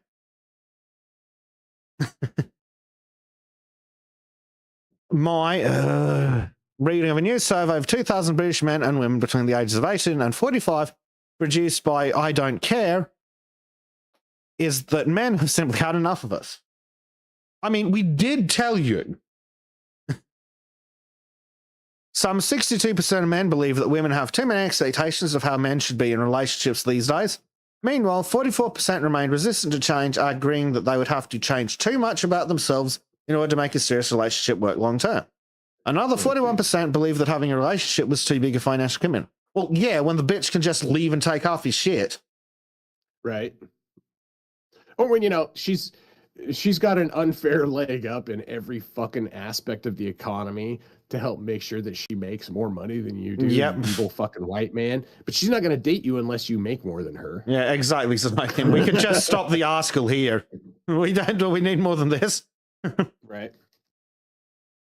So these oblique findings made more so by the fact that a quarter of men said they believe no one would fall in love with them. It's still that low? Jesus. Well, But the study's findings also speak to a wider truth about what it's like to be a here we go. Here's where she starts blaming men again. Heterosexual woman on the dating scene. Hello, it's me, the totally not biased, utterly insane journalist. The inescapable sense of hopelessness means many of us, it seems, are giving up altogether, feeling the so-called great relationship recession we apparently find ourselves in. You're a woman. If you're not an ugly ham beast that can be smelt before you're seen, you can get into a relationship. Well, so getting into a relationship and keeping a relationship are two different things. Yeah, but she And doesn't seem to care that's one about thing keeping that- a good one. Well, yeah, no, but that's one thing that women don't fucking understand a lot of the times is that men gatekeep relationships. You don't get to have a relationship without a man's fucking involvement or without a man's consent, right? You can Mhm. fuck, but you're not going to have a relationship. And those two things are not the same. So, Yeah, but men women don't understand that. They think that because no. a 10 Well- dude will fuck them one night, that's what they can get into a relationship with. It's like, no, bitch. Well, and because a lot of media has told them that just because they got a fucking pussy that men owe them something or Mhm. men want them, you know? To be, well, but I think people are coming out of that there's shit. two sides of that.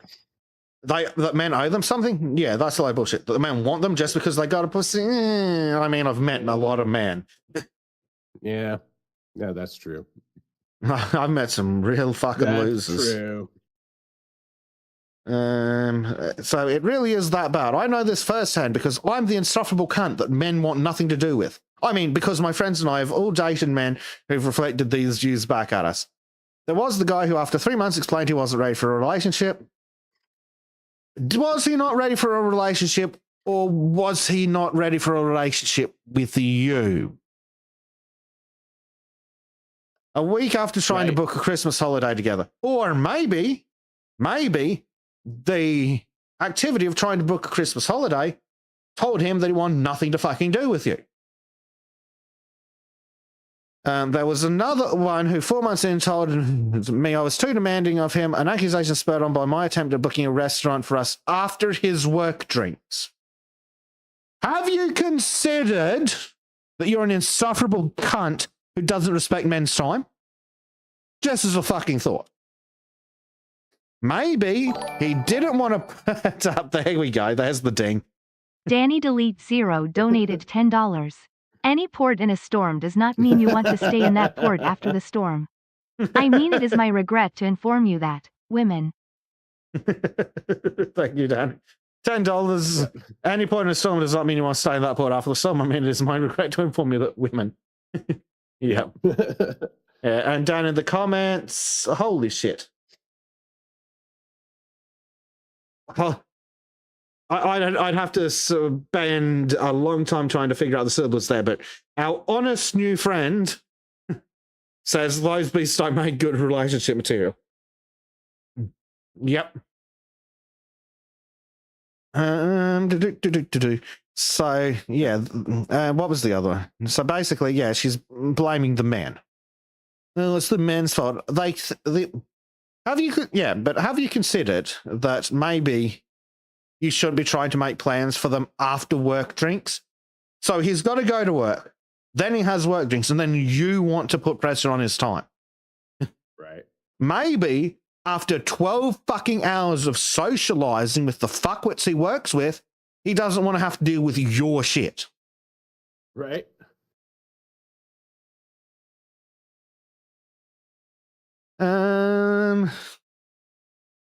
And there were myriad others who, after weeks of dating, would skirt the first time any conversation about where we might be heading. Have you considered that if a myriad of men don't want to commit to a relationship with you, it's because you're not relationship material? Just as a thought. Just as a thought. Right. It's so prolific that it's almost become boring when a relationship ends this way because all of us always see it coming. Cool. Have you tried being a man?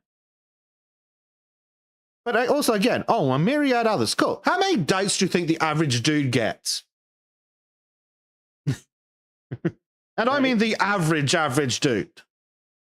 I mean the 5 out of 10 who's a wagey. Like we're not talking like the 8 out of 10s on 6 figures. No, I'm talking about the 5 out of 10s that are wages. How many relationships do you think they get into in the average year? Well, how much time do they have for that shit anyways, right? Exactly. After 8 hours of bullshit and then God knows how many hours of work drinks, how much time do they have for some bitch? I'm also going to, just for no reason whatsoever, I will put that name into Google.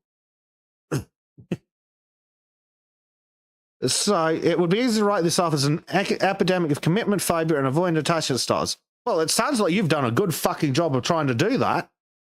But as the study shows, there's a lot more to it than that. 15% of men surveyed said they'd interacted with an AI or virtual partner. Well, given that 25% of them said that no one will ever love them, that's actually lower than I expected. Are men giving up on dating altogether? Yes. And instead putting all of their demands onto digital women who are programmed to behave and speak exactly how they want? Yeah, bitch. That's what it looks like. Perhaps I suspect something deeper is going on. Is it that women have spent the last 30 years telling men that they hate them and want them all dead? And no, it's not just some fringe online lunatics. No, it's the fucking psychopaths in Parliament.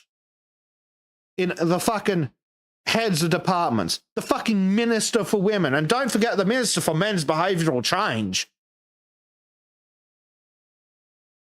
Yeah, exactly. As Nathan says. Also, if you knew he had work drinks, why do you think he'd want to do something right after that? Do it on a day when he actually gets to come home and decompress. Exactly. So, but perhaps I suspect something deeper is going on, not least because more than 40% of the men surveyed said that they had thought about self-harm or suicide in the past 2 weeks, with more than 2/3 reporting symptoms of anxiety and distress. 40% have thought about self-harm or suicide. But I'm sure it's just men's fault.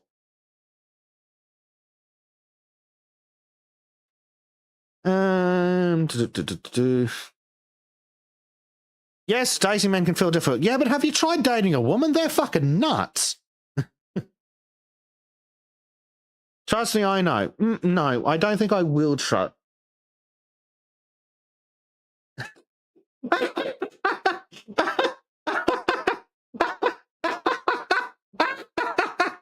Oh, fuck, Dave. You're going to love this. Right. Meet Olivia.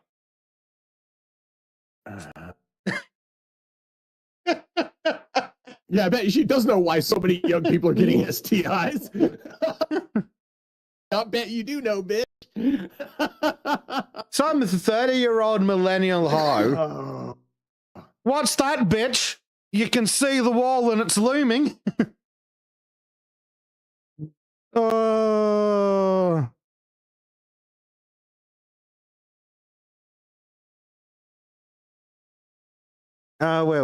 It's obviously pretty bleak that so many of them think women's expectations, some of them are too high. I really didn't think. You see, here we go. Blaming men again. I really didn't think asking someone to commit to a dinner booking was a stretch too far. Yes, but maybe the men have different demands of their time than some useless slag bag that just flits through life writing worthless garbage for a bunch of worthless publications. Try working a 9 to 5. Tell me how much time you've got then, bitch.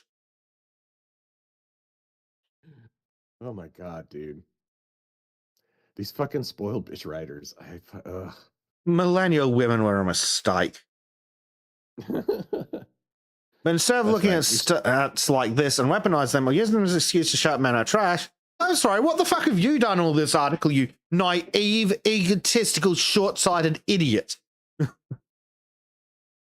From our windows while waving our bras in the air. Sadly, the women who run around topless usually aren't the ones you want to. I think we should see them as a sign that it's time for an urgent reset in the heterosexual dating world. By which you mean, oh, look, single men and women don't know how to communicate anymore. That's true. That's true. It's like we're all too disillusioned and siloed into our respective social media echo chambers. Yeah, what about university? Yeah. I've seen your Google page. You went to the fucking University of Bristol. How many gender courses did you do at the fucking University of Bristol, bitch?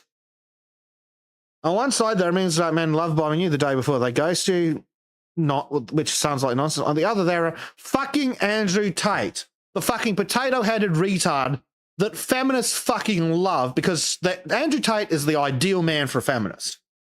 Yeah, he's their shibboleth, dude. Yep.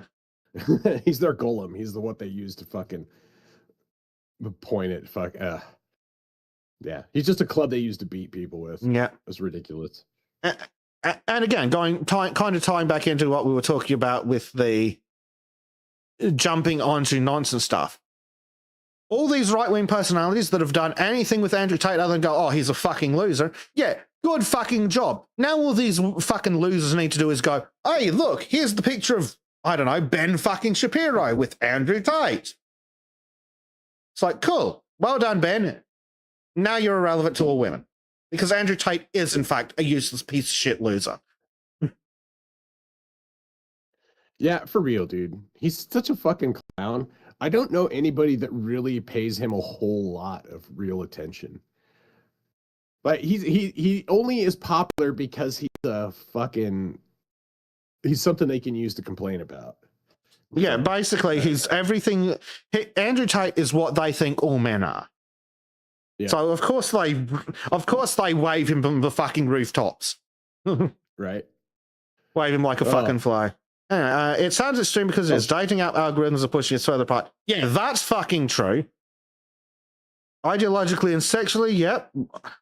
Also, again, universally, it's making all of us depressed, lonely, and deeply frustrated. It's not just dating app algorithms. It's algorithms in general. It's, funnily enough, women getting exactly what they fucking wanted. Well, why don't men talk to us? Well, here's a woman saying that we can't talk to you at work. Here's a woman saying that we can't talk to you at the grocery store. Here's a woman saying we can't talk to you at the gym. Here's a woman saying we can't talk to you while walking the dog. Here's a woman saying that we can't fucking talk to you while you're engaging in a hobby, which, let's be honest, is a traditionally masculine hobby you've co-opted anyway. But that's beside the point. Right. Yeah, so it's like, where exactly is left that a woman hasn't complained about a man talking to them?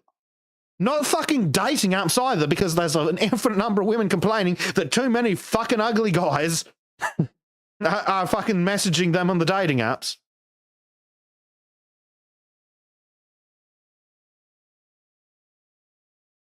Oh, yeah. So Nathan says, but Andrew Tate is also what they want. 6 figures, 6 foot, 6 pack, 6 IQ. It's true, though. I mean, but that's why I say he's like the perfect golem for him, because they can be like, oh, I hate him so much. He's such a bad guy. Well, yes, he is. And what's your next point? Well, yeah. What was that? Conservative? Conservative? The women that condemned Tate would be the hardest, be the first ones that drop their fucking pants for him, dude. Mm-hmm. Yep. And like, I'm sorry, but you don't get to complain about Andrew Tate if you're a right-wing woman who's had sex before marriage. Well, I mean, I'm not going to go that far, but... Oh, I fucking will. Yeah. It's such a nothing. Whenever I hear someone invoke the name of Andrew Tate, I'm just like, okay, whatever. You're not worth fucking listening to. Yeah, he's a loser. Do you have a relevant point? Yeah, they're not genuinely engaging with any dialogue or anything like that. Yeah. So this bitch finishes off. Something has to change soon, otherwise the future looks grim and possibly filled with a bunch of AI-generated boyfriends and girlfriends and a smattering of real-life people who've forgotten how to talk to one another. Yes, and somehow you've managed to miss the point of this entire fucking article by blaming the men you've dated. Because, again, award-winning journalist, author, and broadcaster. She's written some books. Gold Rush and Millennial. Oh, shoot me now, Dave. She has a website. Oh, God. Why don't men want to commit to me? Have you looked in a mirror? And like, I wouldn't necessarily call her ugly minus the fucking warts, but any woman who wears lipstick like that, that's like an immediate red flag. It's like, yeah. Yeah. It's exactly what you'd expect. Mm-hmm. Made with Squarespace. Come on.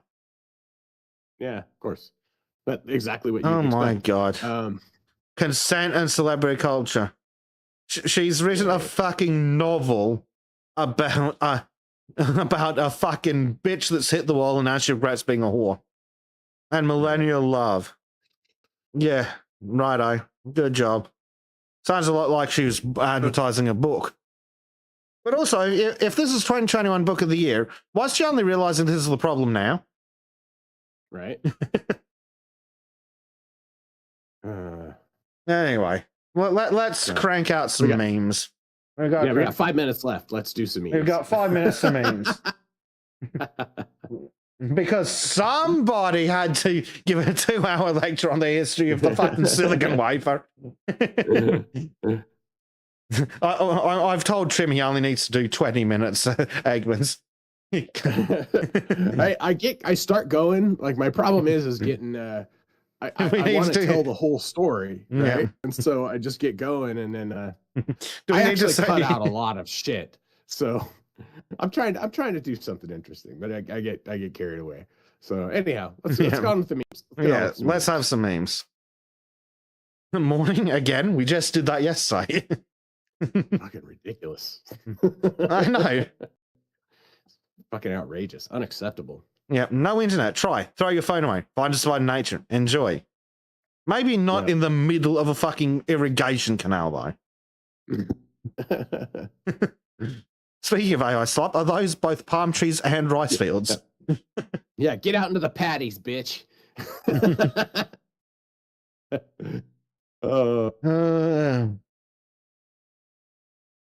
I dumped a few of them in here. Yeah.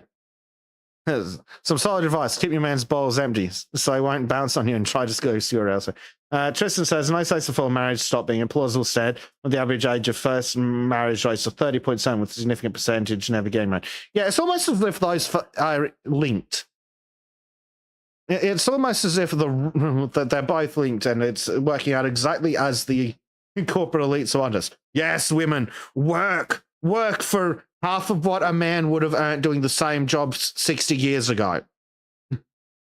Comparatively, too. Yeah, work for half the earning power. Yes. Good job, women.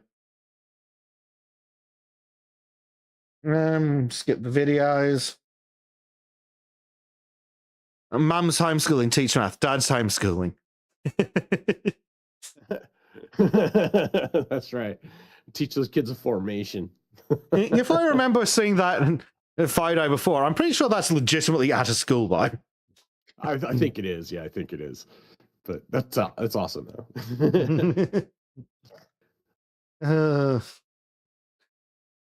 Yeah, it is seriously cool. Some proper Roman shit. Guy's gone full in on his costume. How to make my Roman reenactment hobby tax deductible?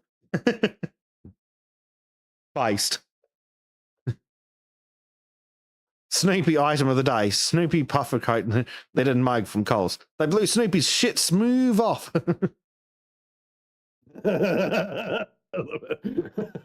Just took his head clean off. Yeah.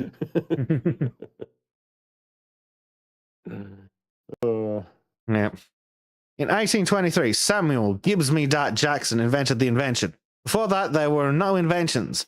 And no boy would ever invent an invention if it were not for Jackson's invention. Hashtag Black History, hashtag amazing. How so many of those fucking We Want Kings thing fucking read? It's hilarious. Yeah. The man below is A, unarmed, B, unarmed. Feed that into an AI.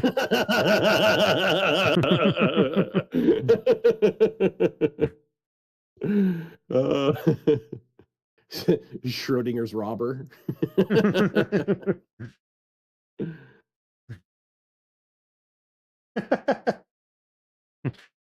I'm not sure I can actually say that aloud, but how dare you? My mother died in Auschwitz. That's like Twitter. That's all of Twitter right there. Yeah. Dear. Speaking of Twitter, with each loser that unfollows me, my fan base is purified. Yeah. I need to go post that on my Twitter. By the way, follow me on Twitter. Just some jerk. Yep. If I had kids, I couldn't be so spontaneous. I mean, right now, I could theoretically jump on the next plane to Paris or hike the Appalachians or go scuba diving. You can't just pick up and go when you have kids. I don't like the feeling of being tied down. Oh, dear. Yep. Says woman who might be attractive if she wasn't a ham boost. Right. Like, you can actually see it in the face. Oh, dear. What a crying fucking shame. Apparently, Shade has DM'd you the link, Dave. Yep, I got it. I'm dropping it in there now. Cool. Right. Hit the turn of the hour. Things coming up this week. We have Watch Circles, some art streams on Wednesday at 10 a.m. Australian Eastern Standard Time. Whatever the fuck that works out to be. We have gaming stream with myself and Disco Sunday, somewhere between 7 and 9 p.m. Britbong time. We have a trim video on Wednesday at, oh fuck, what is this? Like, it's something retarded, like 7 p.m. Norwegian time or something. And is that everything? I think that's everything. I think so. Yeah. We'll put a poll up in the subscribers channel for when we want to do the next hangout, but probably won't do that this week. Yeah, I think we do. I think we decided on that. I'll have to talk to Dave once we hang out. What was the other thing? Yes, thank you very much to our generous donor supporters of this stream, especially Shade, who is going to go stream the best Fallout game. Right. Basically now-ish. So if you want to go see some Fallout and hang out with basically you lot again, go check that out. I'm probably going to go to bed because it's 4 a.m. But yeah. Well, I know we're gonna be spending some time chilling in the cult too. So if anybody wants to come, if you see us in there, come hang out. But yeah, I'm gonna turn on Shade's stream after this, if for nothing else, just give him some views in the background. And we'll go from there. Thanks for coming out, folks. It's lovely spending a Saturday morning, afternoon, evening with you. Sunday morning. And, yeah. There are worse things that could be done. We'll see you all throughout the week. The Wire's back here, same time, same place. More weird shenanigans. Trim will be back next week, so we can all torment him with spiders. Fuck yeah. We'll see you all later, everybody. Have a good week in Shadilay. Shadilay, folks.